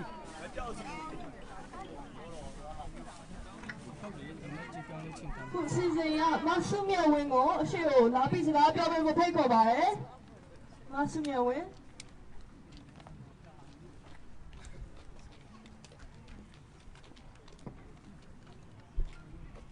နော်ကျွန်တော်2မိနစ်လောက်ပြောပါမယ်ပြီးသွားရင်ဒီညီမလေး2မိနစ်ပြောပါမယ်ဟုတ်ကျွန်တော်နာမည်ဆုမြတ်ဝင်းပါUTS မှာ PhD တက်နေပါတယ် Computer Science နဲ့ပါဒီနေ့ကျွန်တော်3ခုပြောချင်ပါတယ်ပထမ2ခုကတော့တမန်ကြီးကိုပြောချင်တာပါနောက်ဆုံးတစ်ခုကတော့ကြာဆုံးသွားတဲ့မြန်မာပြည်ကဒီမိုကရေစီသူရဲကောင်းတွေကိုပြောချင်တာပါအဲ့တော့ပထမဆုံးတစ်ချက်တမန်ကြီးကိုကျွန်တော်ပြောချင်ပါတယ်တမန်ကြီးကကျွန်တော်တို့ပြီးခဲ့တဲ့ဘက်တောက်ကြနေကတမန်ကြီးကိုလာတွေ့တဲ့၄ယောက်တယောက်ပါ Okay sorry တမန်ကြီးမဟုတ်တော့လက်အောင်ပြောစစ်ကွဲကြီးဖြစ်သွား Okay အဲ့ရဥဒအောင်ပြောရှင်ကျွန်တော်တို့ပြီးခဲ့တဲ့ဘက်တောက်ကြနေကဥဒအောင်ညို့လာတွေ့တဲ့၄ယောက်တယောက်ပါကျွန်တော်တို့ဘက်မှာပြည်သူတွေဘက်ကနေပြီးတော့မမောက်မဲ့ရက်တီပေးဖို့ပြပြသားရက်တီပေးဖို့အတွက်ဥဒအောင်ညို့ကိုကျွန်တော်တို့တွေလာပြီးတောင်းဆိုတာ9ကြိမ်တောင်းဆိုခဲ့ပေမဲ့မအောင်မြင်ခဲ့ပါဘူးလူစကားနားမလဲတော့ခွဲပါအားကြောင့်မလို့ကျွန်တော်တို့ဒီနေ့ဘာမှမတောင်းဆိုတော့ပါဘူးဒါပေမဲ့ဥဒအောင်ညို့စဉ်းစားဖို့အတွက်အချက်တစ်ချက်ကျွန်တော်ပြောချင်ပါတယ်ပထမတစ်ချက်ကတော့အနာဂတ်ပါဥဒအောင်ညို့ဟာဝန်ထမ်းမှုကို30ကျော်လောက်ဖျက်ပြီးသွားပြီမိမိလုံးချင်တာတွေလောက်ဖျက်ပြီးသွားပြီအဲ့လိုလောက်ပြီးသားလူတယောက်ရဲ့အနာဂတ်ကိုကိုယ့်ဘက်ကစိတ်ပူနေတယ်ကိုယ့်သားသမီးတွေအတွက်စိတ်ပူနေသလိုမျိုးပဲဗမာပြည်မှာဒီမိုကရေစီတိုက်ပွဲတွေဝင်သွားတဲ့အသက်ဆုံးရှုံးသွားတဲ့သူရဲကောင်းတွေမှာလည်းဥဒအောင်ညွှန်ထက်မရောတဲ့အနာဂတ်တွေရှိပါတယ်နောက်တစ်ခုကတော့ကိုယ့်လိုက်ပြောကိုလုံးဖို့ပါဗမာပြည်မှာဒီမိုကရေစီတိုက်ပွဲဝင်အသက်ဆုံးရှုံးသွားတဲ့ပြည်သူတွေဟာသူတို့ရဲ့အနာဂတ်တွေသူတို့လက်ကြရလုံးပြီးနောက်ဆုံးထွက်တဲ့မော်ဂတ်ဖြစ်သွားတဲ့သူတွေပါအဲ့တော့ဥဆောင်ညွှန်နေတဲ့မိမိချက်ရှိနေတဲ့ဘဝမှာကိုလိုပြောင်ကိုလုံးစွာနေနိုင်ဖို့အတွက်ဒီအချိန်ဟာဆုံးဖြတ်ရမယ့်အချိန်မှာကိုယ်တမန်ကိုကိုရဲတာပါဥဆောင်ညွှန်ရှင်နောက်ဆုံးတစ်ချက်ကတော့ကျွန်တော်ကြာဆုံးသွားတဲ့မြန်မာနိုင်ငံရဲ့ဒီမိုကရေစီသူရဲကောင်းတွေကိုတိုင်တယ်ပြီးပြောချင်ပါတယ်ကျွန်တော်ဟာတာဝန်ကျေခဲ့ကြတယ်ကျွန်တော်ရဲ့ရဲရင်းနဲ့လောက်ဆောင်မှုတွေဟာကျွန်တော်တို့ရှစ်သွားဖို့အတွက်ခွန်အားရဖြစ်စေခဲ့တယ်ကျွန်တော်ရဲ့ဝိညာဉ်နဲ့ကျွန်တော်တို့အတူတူရှိပေးပါရှင်းဆက်ပြီးတော့မြန်မာနိုင်ငံဆရာနာရှင်စနစ်ကလွတ်မြောက်ပြီးဒီမိုကရေစီရရှိဖို့အတွက်ကျွန်တော်တို့အတူတူကျွန်တော်တို့လည်းဆက်လက်ပြီးတိုက်ပွဲဝင်မယ်ဆိုတာဂရုပြုရင်ရဲတော်ဘုရဲတော်ဘုရဲတော်ဘုကျေးဇူးတင်ပါတယ်ကျွန်တော်ညီမလေးဆက်ပြောပါလိမ့်မယ်အားလုံးပဲမင်္ဂလာပါသမီးနာမည်အင်းချင်းစိုးပါသမီးဒီနေ့တမ်းမဲ့ကြီးကိုမေးခွန်းနည်းနည်းလေးမေးချင်ပါတယ်sorry ဥဒအောင်ညောသမီးမဲကောင်းလေးနည်းနည်းတော့မေးချင်ပါတယ်ဥဒအောင်ညော သမီးကမဲလုံးလေးကိုနားတော့မယ်လို့ယုံကြည်ပါတယ်တာမန်ကြီးရှင်တာမန်ကြီးနဲ့တာရုံးမှာရှိနေတဲ့ဝန်ထမ်းတွေမြန်မာနိုင်ငံမှာပေးနေတဲ့သူတွေမြန်မာနိုင်ငံမှာတာတော်လာတဲ့သူတွေအပတ်ကနေရတဲ့တောင်းလာတွေအများကြီးပဲရရဆွဆွနဲ့မကောက်တော့ရင်ကိုယ်ရဲ့အပတ်ကနေရတော့တာမန်ကြီးနဲ့တာဝန်နဲ့ဘယ်လိုများအဲ့လိုပြောနေတာလဲအဲ့ဒါကိုမဲစနဲ့တာမန်ကြီးတို့နဲ့တာဝန်နဲ့ကောင်လို့ဘယ်လိုပုံစံမျိုးနဲ့ဘယ်လိုစိတ်မျိုးနဲ့ဘယ်လိုလားစားနိုင်တောင်းနိုင်အိမ်နိုင်ရတာလဲဒီသမီးတို့ပြောတယ်လို့အရင်ဘက်တောက်တန်နေတော့မှသမီးတို့အတန်မဲ့ကြီးရဲ့သားသမီးနဲ့ရွေးပြီးပါလို့တန်မဲ့ကြီးပြောခဲ့တယ်။အဲ့တန်မဲ့ကြီးကိုသမီးတို့ကမေးချင်တာကတန်မဲ့ကြီးကသမီးတို့ကိုတန်မဲ့ကြီးရဲ့သားသမီးနဲ့ရွေးပြီးတန်မဲ့ကြီးရဲ့သားသမီးကိုသဘောသားရဲ့ဆိုရဲ့စကားမှန်ခဲ့ဆိုလို့ရှိရင်ဘာတော့စိတ်ခွဲတွေကိုတောက်ခံရတာလဲ။ဒီလိုကရက်ဒီပေးပါဆရာပေးချင်ပါတယ်ဒီလိုကရက်ဒီပေးပါတန်မဲ့ကြီးဦးတောင်ညိုရှင်ပြဦးတောင်ညိုသမီးပြောချင်တာကလူသမီးတို့မြမစကားပေါ်မှာရှိရဲ့လူမကလေးမင်းမတက်စားတဲ့အဲ့ဦးတောင်ညိုအနေနဲ့လူကြီးတယောက်ဖြစ်ပြီးတော့ဘာဖြစ်လို့ကိုယ်စကားကိုမတီးရတာလဲဦးတောင်ညိုပြောတယ်မေစုကဦးတောင်ညိုရဲ့ own boss လို့ဦးတောင်ညိုကိုယ်တိုင်ပြောခဲ့တယ်ဒါနဲ့ကဘာထောက်ဦးတောင်ညိုကဘာလို့စိတ်ခွဲမကောင်းဆုံးကမင်းအောင်လိုက်ဝတောက်ကနေရတာလေဦးတောင်ညိုရဲ့တာသမီးနဲ့စိတ်ခွဲရဲ့တာသမီးနဲ့ပတ်စံနဲ့အထောင်းလိုက်တိုင်ပြီးတော့နိုင်ငံသားကပညာသင်နေတဲ့အချိန်ကျမတို့ကြောင်းလာတယ်ကျမတို့တာမန်လူလိုက်သွားတယ်ကွဲပြင်းပညာရဲ့အောက်တန်းကြားတဲ့နဲ့နေနေရအောင်ဦးတောင်ညိုသိလာတော့မသိဘူးရှင့်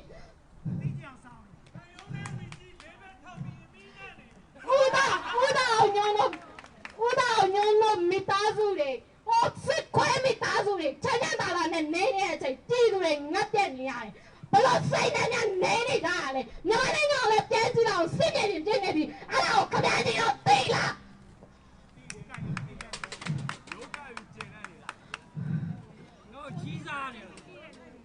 နောက်ဆုံးနဲ့တခုပဲထပ်ပြောချင်တယ်ဦးတောင်ညိုနဲ့တာယုံဝင်နှန်းနေထပ်ပြီးတော့စိတ်ခွဲမကောင်းဆုံးရတော့ထပ်ပြီးထောက်ခံနေမှာလား CRPH ကိုထောက်ခံမှာလားဆိုတော့ကိုမလာကိုပြန်စင်းလာပါစိတ်ခွဲတွေကိုထောက်ခံတယ်မကောင်းဆုံးရတော့ထောက်ခံတယ်နဲ့တန်ရုံးဝင်နေကောလို့အဲ့လိုတစားရဲလို့သတ်မှတ်လိုက်တယ်လူမောတော့လူလိုလာပြောခဏခါကြီးနေပြီသမီးတို့ခုနကတိတိတိုင်မကြီးကိုစိတ်ရှင်ရှင်နဲ့လာပြီးတော့တောင်းဆိုထားတာနော်တီးမခံနိုင်တော့ဘူးအရေးတော့အာရမီအရေးတော့အာရမီအရေးတော့အာရမီကျမရဲ့နေနဲ့ကြွေးကြော်မှာဆက်အောင်မှာဖြစ်ပါတယ် Okay, one more everyone say hello to Joseph No yay no yay say hello to Joseph No yay no yay Democracy yay No yay no yay Democracy yay No yay no yay ဖန်စီလာတဲ့ပြည်သူများချက်ချင်းလို့ဖန်စီလာတဲ့ပြည်သူများချက်ချင်းလို့ဖန်စီလာတဲ့ကျန်းမာများချက်ချင်းလို့ဖန်စီလာများချက်ချင်းလို့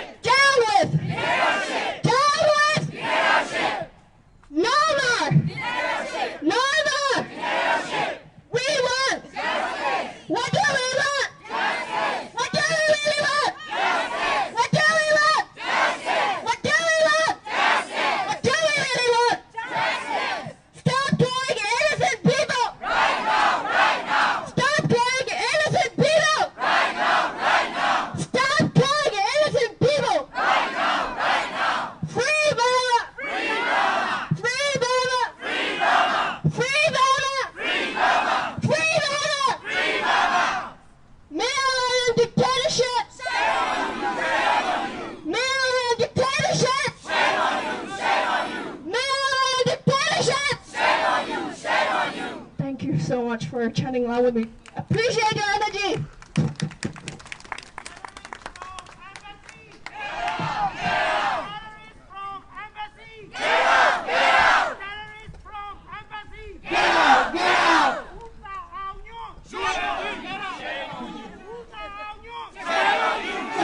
Get out.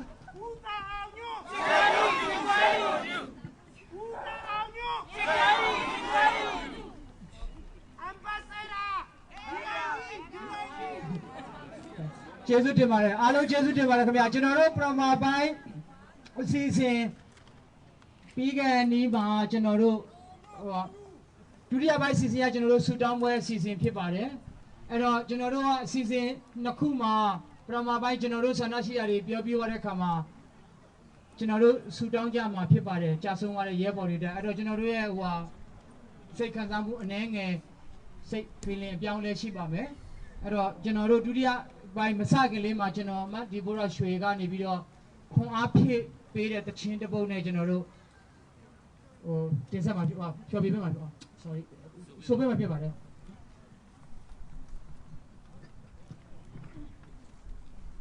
အားလုံးမင်္ဂလာပါ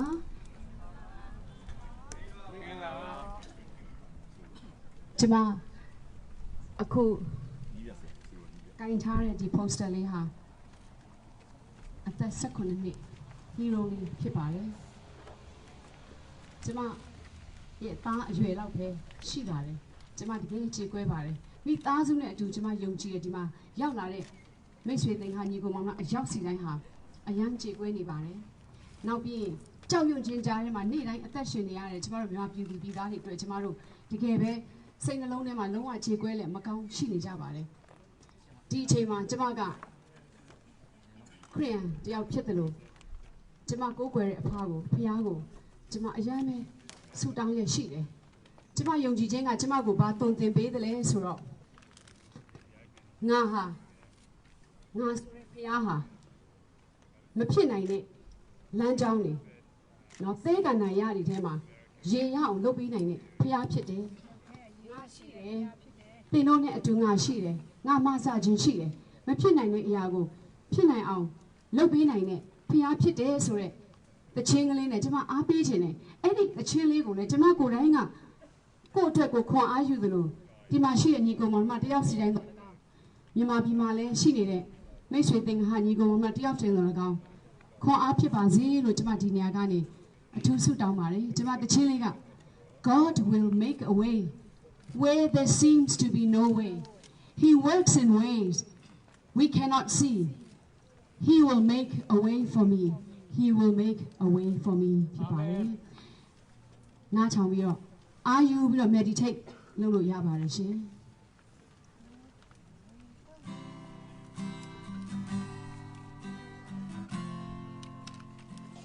လက်လေးထားပြ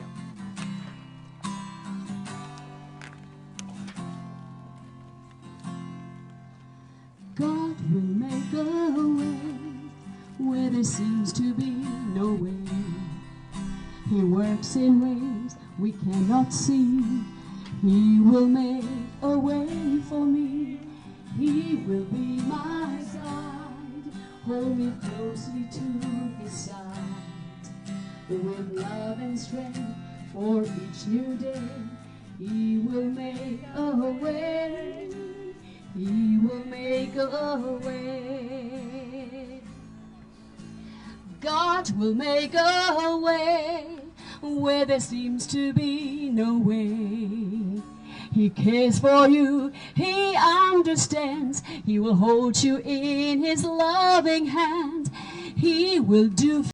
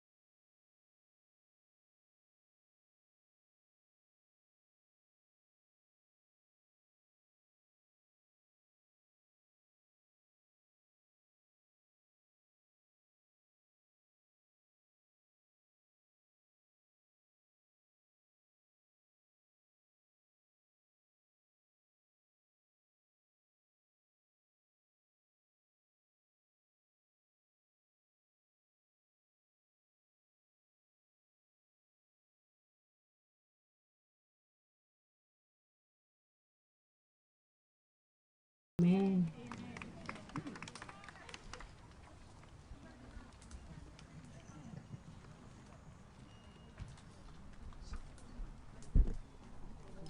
General Dudia season set up a Metwagima, Namanilla, General Eddie Panlady, Alongo, Team Yakin, General Shiba, but the General now so season, Alonga, Pan Sea Lady, or Pan Lady, Dwabi Eddie Niama, Along White Watama Pipa, the Yamu Namilla, that PY General Dudia by Father Leguga, Sutana General, Pilopame, P. Naso Maguna, Divora Shuega, General, we are the water chingo, Alona to do, so video.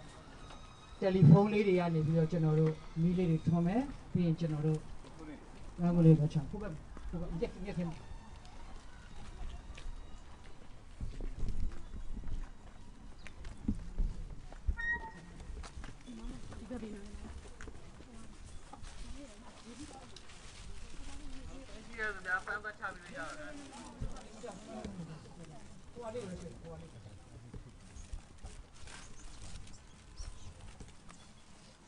General Promotion, I don't get to be promotion from the people, Christian, the main or Sia, Sidago. So I want to go to Canada.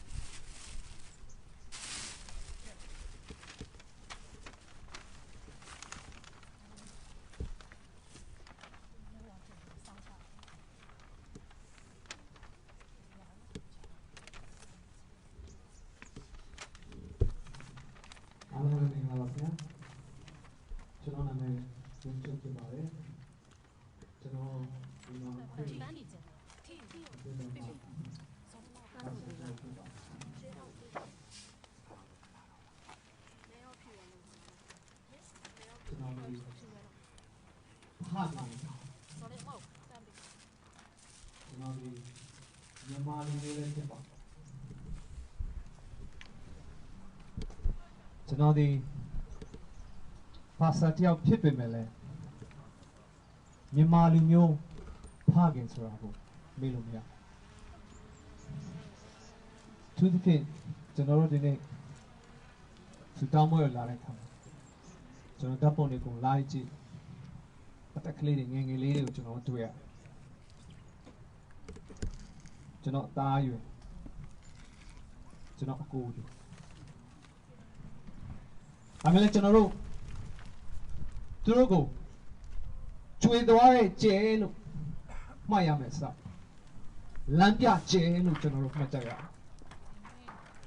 General Sultan come. Truga. Chui the chain hopa. Lampia chain. Truga General at them. Toma Mamiba. General phone him up. Through double Nicolo. Download be take time. Through a meeting, no hurry. Through a paying, no hurry. A colonel of take time.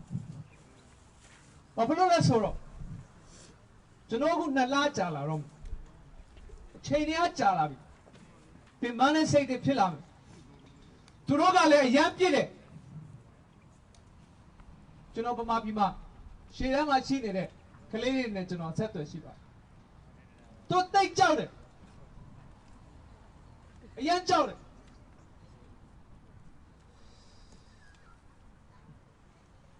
သူတို့မှကြောက်တာတဲ့တာဝန်ဆိုတဲ့စိတ်ဓာတ်ကိုတည်တယ်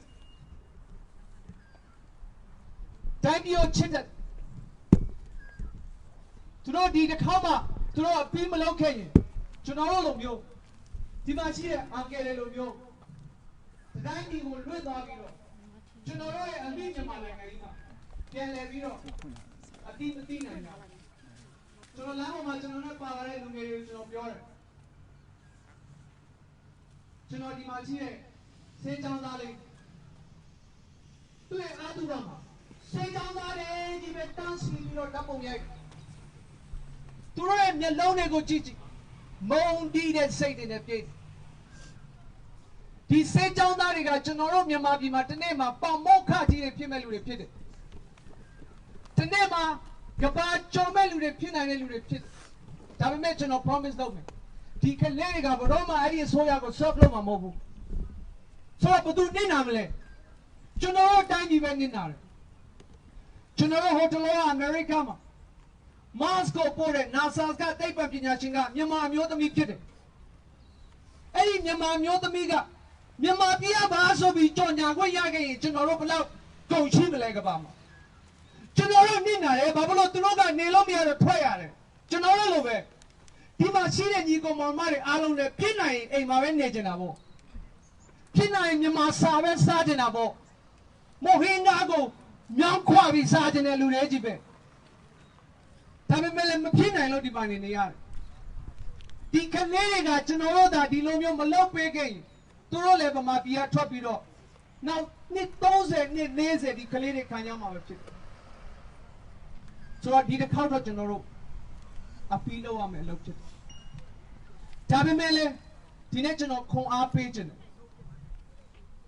ဒီတစ်ခေါက်ကျွန်တော်တို့ခရီးအရောက်ဆုံးဖြစ်ပါတယ်ဒီတစ်ခေါက်ကျွန်တော်တို့အညီညွတ်ဆုံးဖြစ်ပါတယ်ဒီတစ်ခေါက်ဒီကျွန်တော်တို့အားလုံးတွေးအစည်းဆုံးဖြစ်ပါတယ်ဒီတစ်ခေါက်မှကျွန်တော်တို့ပြုတ်အောင်မဖြုတ်နိုင်ရင်နောက်ထပ်နှစ်60နောက်နှစ်ပေါင်း100သွားမယ်ကိစ္စဖြစ်ပါဆိုတော့ဒီမှာကျွန်တော်ကျန်းစာရဲ့ပုံမြင်လေးတစ်ခုနဲ့အားလုံးကိုခွန်အားပေးခြင်းမကြပါဘူးအဲ့လေကဘာလဲဆိုတော့မောရှေဆိုတာရှိတယ်ကျွန်တော်တို့ကျန်းစာနဲ့ Moses လို့ခေါ်တယ်သူရဲ့လူမျိုးတွေက Egypt ဖာရိုးအောက်မှာအကျဉ်းကိုနှိပ်စက်တဲ့အောက်မှာမင်းအောင်နိုင်လို့ပဲမတရားလုံးတဲ့အောက်မှာခံရတဲ့အခါမှာသူ့လိုမျိုးတွေကဘုရားကိုဆူတောင်းတဲ့အခါမှာဘုရားက Moses ကိုလွှတ်ပြီးတော့သူ့လူတွေကိုကယ်ခိုင်းတယ်ငါလူတွေရဲ့ငိုချွေးတဲ့ငါကြားတဲ့နင်သွားကယ်လို့ပြောတဲ့အခါမှာ तू က10ချိန်သွားပြီးတော့ပြောอ่ะအားလုံးပါတယ်ဒီရောက်ရှင်တွေလည်းကြည့်ဘူးပါတယ် Ten Commandments နောက်ဆုံးတော့လွတ်လိုက်ဒါပေမဲ့မိတ်ဆွေကြားပါတယ်ဟုတ်ပြီနော်သူမှ template လို့ရှိတဲ့အချင်းအစစ်စစ်ရှိတယ်ဘုရားတေးပြီးမှာတဲမုံနိုင်ပြီးတော့ကျွန်တော်စိတ်ထဲမှာဘုရားတော့ဖိတ်တစ်ခုနဲ့ပြနေပြီလို့ကျွန်တော်မြင်တယ်ဆိုတော့ခကြီးကရောက်နေပါပြီမိတ်ဆွေဒါပေမဲ့အဲ့ဒီမောဆက်ရဲ့သူ့ရဲ့လူတွေကတဲကနာရဲထဲမှာသွားတဲ့အခါမှာတနေ့သူတို့ကတိုက်ခိုက်ခံရတယ်အမလက်လို့ဆိုတဲ့လူတွေကသူတို့ကိုတိုက်ခိုက်ဆိုတော့ဘုရားသခင်ကမောဆက်ကိုပြောလဲနေတောင်ပေါ်ကိုတက်ဆူတောင်းနေဒီချောရှွာဆိုတဲ့လူကသွားပြီးတော့အရှိမတိုက်ရတယ်မောဆက်ကလက်ကိုညှိုးပြီးတော့ဆူတောင်းတဲ့အခါမှာဣသရေလတွေကနိုင်တယ်ဒါပေမဲ့မောဆက်ကချားလက်ညောင်းချလိုက်တဲ့အခါမှာဣသရေလတွေကရှုံးတယ်ဆိုတော့သူ့ရဲ့တပည့်နှစ်ယောက်ကတယောက်တစ်ဖက်စီလက်ကိုညှောက်ထားပေးတဲ့အခါမှာဣသရေလတွေကနိုင်တယ်ဆိုတော့မိတ်ဆွေဒီမှာရှိတဲ့ကချင်တရားကရင်ချင်းမြန်မာဗုဒ္ဓဘာသာမွတ်စလင်အားလုံးကိုကျွန်တော်ပြောချင်တယ်ကျွန်တော်ခရစ်ယာန်တရားဟောဆရာဖြစ်ပေမဲ့လည်းဒီတိုက်ပွဲဒီတိုက်တဲ့လူရှိတယ်ဆူတောင်းတဲ့လူရှိတယ်လက်ကိုမြောက်ထားပေးဖို့အကူအညီရှိတဲ့လူဖြစ်တယ်ဒါပေမဲ့အားလုံးနဲ့ဆိုင်တဲ့တိုက်ပွဲတော့တစ်ခုတည်းဖြစ်တယ်ဒီစစ်အစိုးရဒီကျွန်တော်တို့ကိုနှစ်ပေါင်း90ကျော်ကချင်နဲ့ကရင်နဲ့ခွဲတယ်မြန်မာနဲ့ကရင်နဲ့ခွဲတယ်ကချင်နဲ့ဗမာနဲ့ခွဲတယ်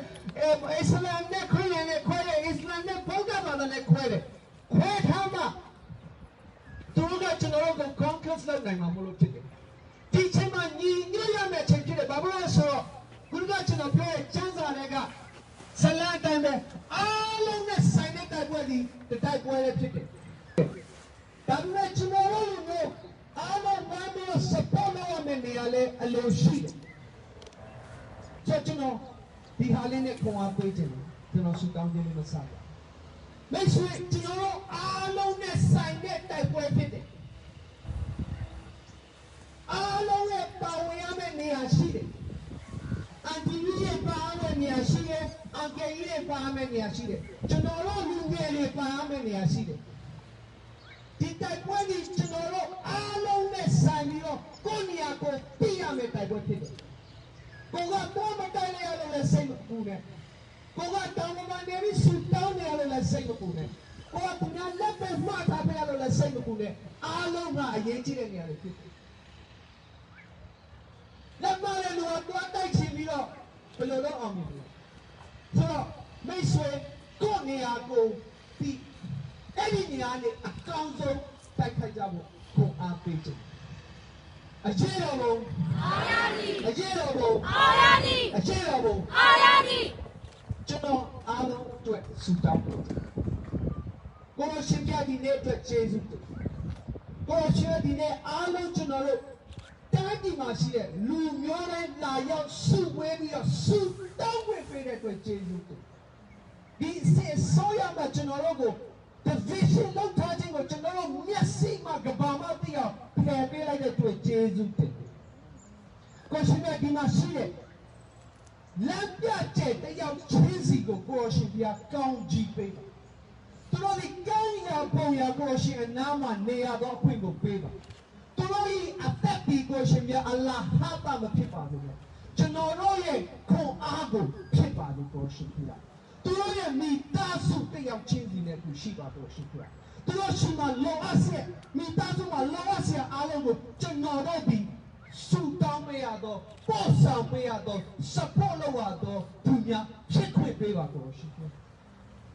မြန်မာနိုင်ငံကြီးကိုလွတ်လပ်ခြင်းပေးပါတော့ရှင်ပြမြန်မာနိုင်ငံကြီးကိုကိုရရှင်ပြနိုင်ပြီး၍လွတ်လပ်ခြင်းပေးပါတော့ရှင်ပြကိုရှင်ပြတောက်တဆဆာအတွက်ကျွန်တော်တို့ဆုတောင်းပေးသူဒီကျွန်တော်တို့ကယုံကြည်ခြင်းဖြစ်တဲ့ဆရာကိုရှင်ပြသူ့ကိုခွန်အားပေးပါကိုရှင်ပြကျွန်တော်ဒုတိယသမ္မတကြီးနဲ့တူရှိပါ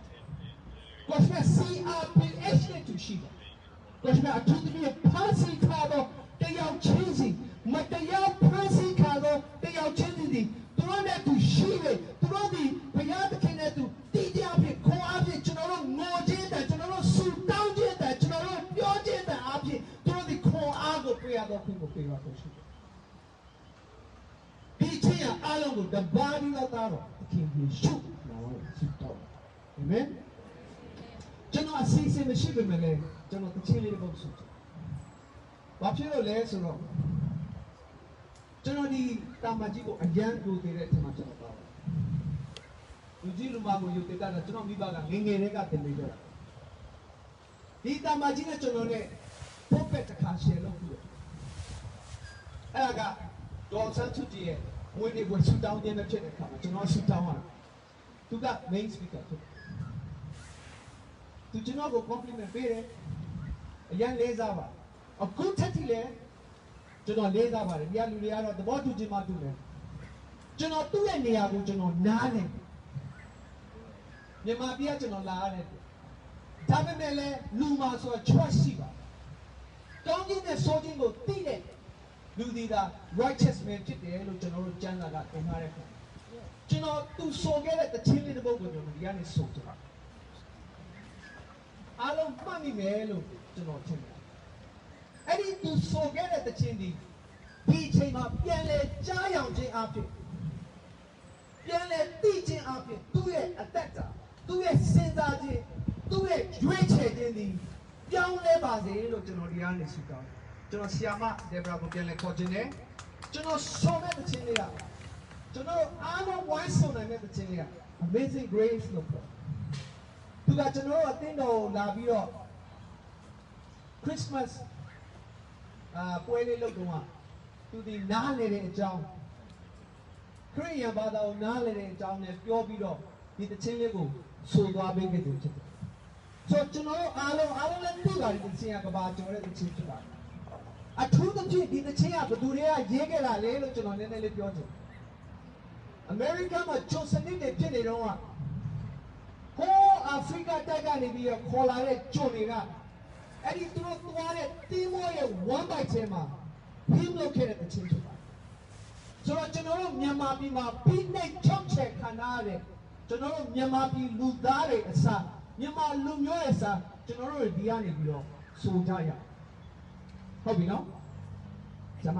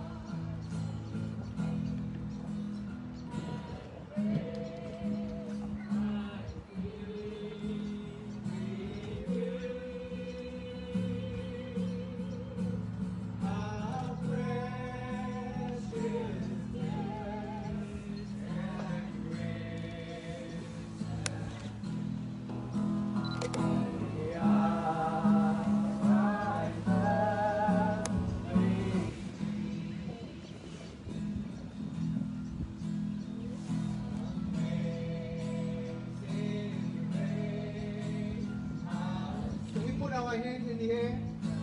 Come on. Let's say how red like me. I once was blind, but now I see.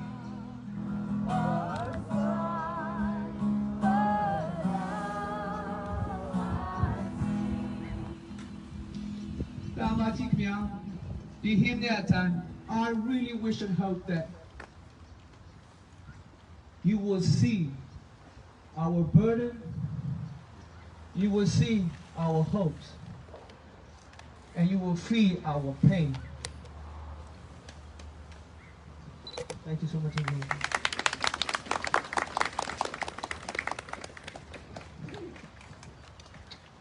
Jesus to Timara. Winter netဒီဘောရာတို့စတောင်းပေးသွားတာကျွန်တော်တို့အားလုံးခွန်အားဖြစ်ပါတယ်ကျွန်တော်ဒုတိယ page ခေါ်ကျွန်တော်တို့မြန်မာမွတ်စလင်ကောင်းဆောင်မြန်မာမွတ်စလင်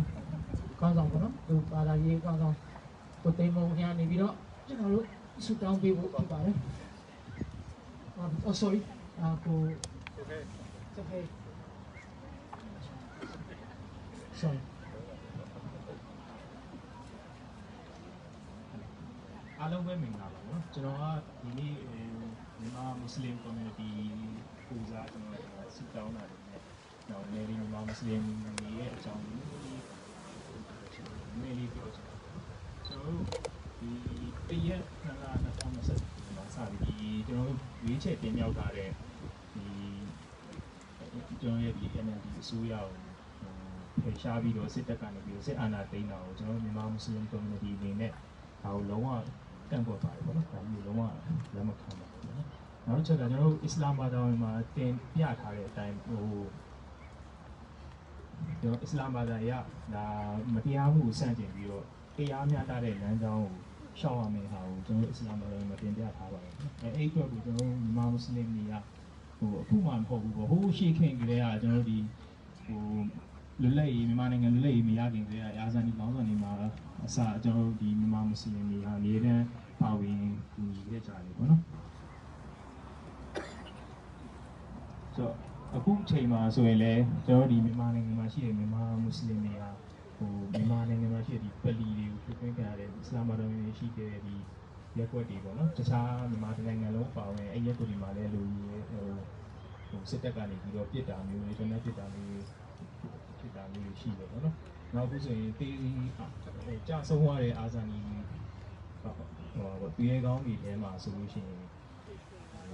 ရောက်နေတာတော့မှာ12ယောက်ထပ်မနေရတော့ကျွန်တော်တို့ဒီမှာမွတ်စလင်တွေငယ်လေးတွေမှာဒီမောင်နှမလေးတွေပါနော်ဒါကြာဆုံးသွားတယ်စစ်တပ်ကျွန်တော်တို့ဥမာရမခံတာမဟုတ်ပါဘူးကျွန်တော်တို့ဒီမြန်မာမွတ်စလင်ကွန်မြူနတီနဲ့စစ်တပ်ကိုငကိုတည်းကကျွန်တော်တို့ကအရင်ကိုမလူလားခဲ့ပါဘူးပေါ့နော်ဒါကြောင့်လည်းစစ်တပ်ကဒီမြန်မာနိုင်ငံမှာအုပ်ချုပ်ခဲ့တယ်ဆိုတာကဒါမယူသားပါဘူးပေါ့နော်တိုင်းရင်းသားတွေနဲ့တွေးခွဲခဲ့တယ်ဘာသာရေးတွေးခွဲတာရှိခဲ့တယ်လူမျိုးရေးတွေးခွဲတာလုပ်ခဲ့တယ်ပေါ့နော်အဲ့အပြင်အကုန်လိုင်းပြီးတော့အစိတ်အပေါင်းမှာဖွဲ့ပြီးမှဒီစစ်အာဏာကြီးကမြန်မာနိုင်ငံမှာရေးကြီးတည်တံ့ဖို့လုပ်ခဲ့ရတာပေါ့အခုဆိုရင်ဒီ2021ခုနှစ်မှာမြန်မာတိုင်းပြည်တိုင်းအားလုံးကဒီတစုတစည်းတဲ့စီယုံပြီးတော့ဒါကြီးကိုတွန်းလှန်လို့ရှိရင်စစ်တပ်အစစ်အာဏာကြီးအများဆုံးကြာဆုံးသွားမယ်လို့ကျွန်တော်ကယုံကြည်ပါတယ်ပေါ့နော်ကျွန်တော်စုတောင်းနေတာတော့ဒီအခုချိန်မှာဖန်ဆီးထားတဲ့ကျွန်တော်မတရားဖန်ဆီးထားတဲ့ကျွန်တော်တို့နိုင်ငံတော်တိုင်းနိုင်ငံပုဂ္ဂိုလ်တော်အောင်ဆန်းစုကြည်နဲ့သမ္မတကြီးဦးဝင်းမြင့်အပါအဝင်တခြားနိုင်ငံရေးရဖန်ထားတဲ့အကျဉ်းသားတွေအားလုံးကိုအမြန်ဆုံးလွတ်မြောက်အောင်ကျွန်တော်ဒီကနေစုတောင်းပါတယ်ပေါ့နော်ပြီးတော့အခုချိန်မှာဒီကျွန်တော်တို့လူတွေအားလုံးဟာတိုင်းပြည်သားအားလုံးလူမျိုးဘာသာဘာမှမခွဲခြားဘဲနဲ့အကုန်လုံးကတွန်းလှန်လို့ရှိရင်ကျွန်တော်တို့ဒီစစ်တပ်ကြီးကအများဆုံးကြာရှုံးသွားမယ်လို့ယူဆပါတယ်နော်နောက်တစ်ခုကကျွန်တော်မြန်မာနိုင်ငံမှာလက်ရှိနေနေတာကျွန်တော်တို့ကျောင်းမိဘဆိုလည်းဟိုမှာရှိတယ်ပေါ့နော်ညဆိုမအိပ်ရဘူးသူတို့မှာ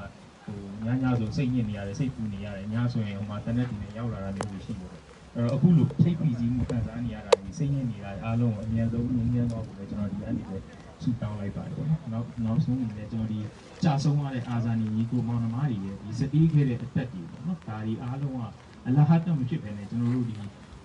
စစ်မှန်တဲ့ဒီမိုကရေစီလမ်းကြောင်းကိုရောက်ရှိပြီးတော့အများဆုံးအောင်မြင်မှုကိုရရှိအောင်ကျွန်တော်ဒီကနေစုတောင်းရင်းနဲ့လုပ်ဖို့ဆက်လိုက်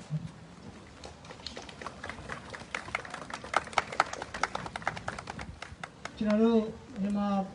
ဘုရားဘာသာကကျွန်တော်တို့ဆရာတော်တွေကိုပြင်ဖိတ်တာအဆင်မပြေပါဘူးခင်ဗျာအဆင်မပြေတော့ကျွန်တော်တို့လည်းအခုအနေငယ်ခုနရှားပါတာကိုစုတောင်းတယ်လို့လည်းကျွန်တော်တို့ဒီနေ့ကပဲကြာဆုံးသွားလူတွေဖြစ်တာအခုအနေငယ်လေးလည်းကျွန်တော်တို့ဆောင်ရွက်လိုက်တယ်ကျွန်တော်လည်းတင်ပြပါကျွန်တော်ကဆိုလို့ပြောဆိုကျွန်တော်ဆရာတော်တွေခက်ခဲရှိတဲ့အတွက်ကျွန်တော်ဘုရားဘာသာမှာလည်းချာခရစ်ယာန်တို့မွတ်စလင်တို့လိုမျိုးဆုတောင်းတဲ့ကဏ္ဍနဲ့တိတ်တူပေါ့နော်အဲ့တော့ကျွန်တော်အကြံပြုပြီးတော့ဆုတောင်းခြင်းပါလေဘာပြဒီ2021မြန်မာလူတော်လိုင်းမှာအသက်ပေးသွားတဲ့ generation XYZ သူရဲကောင်းများအားလုံးကောင်းမှာဘုံဘဝမှာရောက်ရှိခံစားကြပြီးတော့နောက်ဒီလိုဆရာနာရှင်စနစ်ဆိုးမျိုးနဲ့ကြုံတွေ့ပါစေနဲ့ကြုံတွေ့ခဲ့ရင်လည်းဆရာနာရှင်တွေကိုပြတ်သားသားနှိမ့်ဆက်အနိုင်ယူနိုင်ပြီးဆုံးမနိုင်တဲ့သူဖြစ်ပါစေလို့သူတို့ကျွန်တော်ဆုတောင်းပေးပါတယ်ပြီးတော့ကျွန်တော်တို့လက်ရှိဖန်ဆီးခံရတဲ့နိုင်ငံတော်တိုင်ပင်ခံဒေါက်ဆန်းစုကြည်နဲ့သမ္မတကြီးဦးမြင့်ပါဝင်နိုင်ငံရေးခေါင်းဆောင်များ NLD အစိုးရခေါင်းဆောင်များပြီးတော့ဖန်ဆီးခံရတဲ့ပြည်သူအားလုံးချုပ်နှောင်ဖန်ဆီးများမှာအများဆုံးလွတ်မြောက်ကြပါစေနှိမ့်ဆက်ညှဉ်းပန်းမှုများကင်းဝေးကြပါစေဘေးရန်တွေကင်းရှင်းကြပါစေလက်ရှိလဲမြန်မာနိုင်ငံမှာဆက်လက်ပြီးတော့တိုက်ပွဲဝင်နေကြတဲ့CDM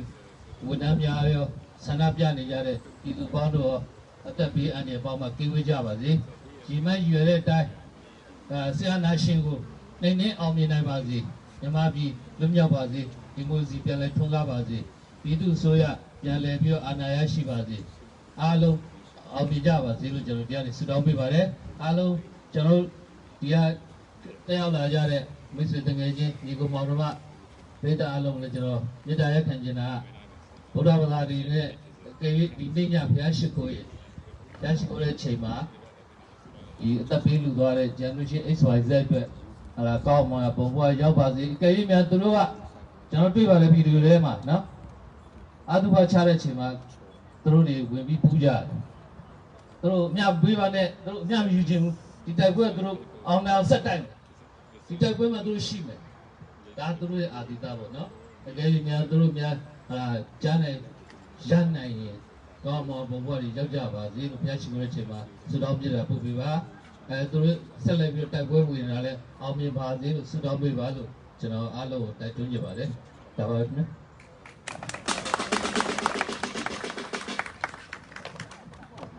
ကျေးဇူးတင်တယ်ကိုရင်းကြီးကျွန်တော်တို့ခန္ဓာအစီအစဉ်နောက်ဆုံးဒုတိယနောက်ဆုံးပေါ့နော်ကျွန်တော်တို့တချင်းတစ်ပုတ်မတ်ဒီဘိုလာရွှေကဆိုအားလုံးတော့ဝိုင်းပြီးတူတူဆိုပါမယ်ပြီးရင်ကျွန်တော်တို့တယ်လီဖုန်းလေးတွေနဲ့မီးလေးတွေကျွန်တော်တို့နောက်ကလိုက်လုပ်ပါမယ်အဲဒီတချင်းဆိုပြီးတာနဲ့ကျွန်တော်တို့ပန်းပွင့်လေးတွေကိုကျွန်တော်တို့ဟိုမှာအားလုံးတရားစီကချပြီးတော့စီတန်းပြီးတော့ကချတဲ့အစီအစဉ်ခဏလုပ်ပါမယ်ပြီးရင်တော့ဒီခဏဒီနေ့အိမ်မှာပြီးမှာဖြစ်ပါတယ်မတ်ဒီဘိုလာရွှေ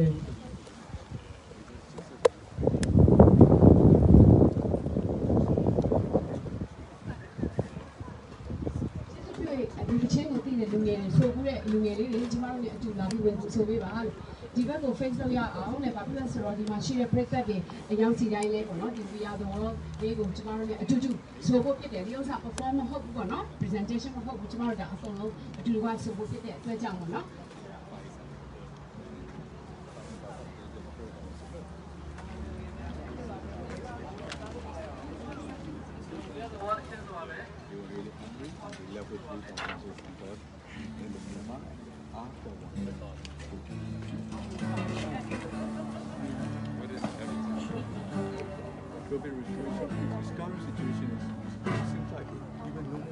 Welcome to time.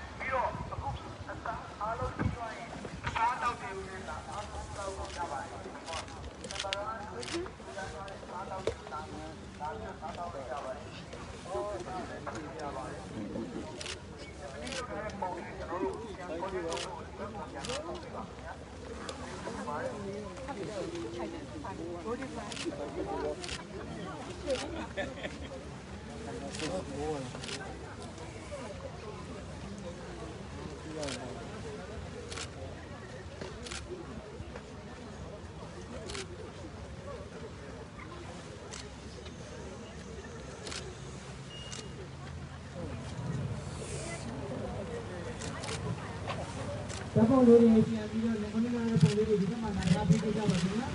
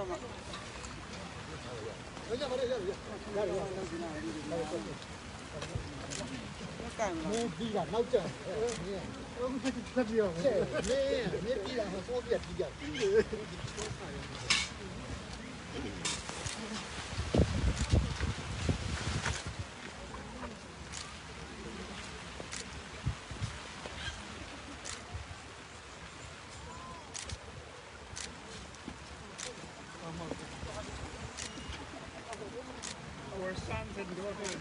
may your soul rest in heavenly peace. Our sons and daughters in Myanmar, may your soul rest in heavenly peace. Thank you.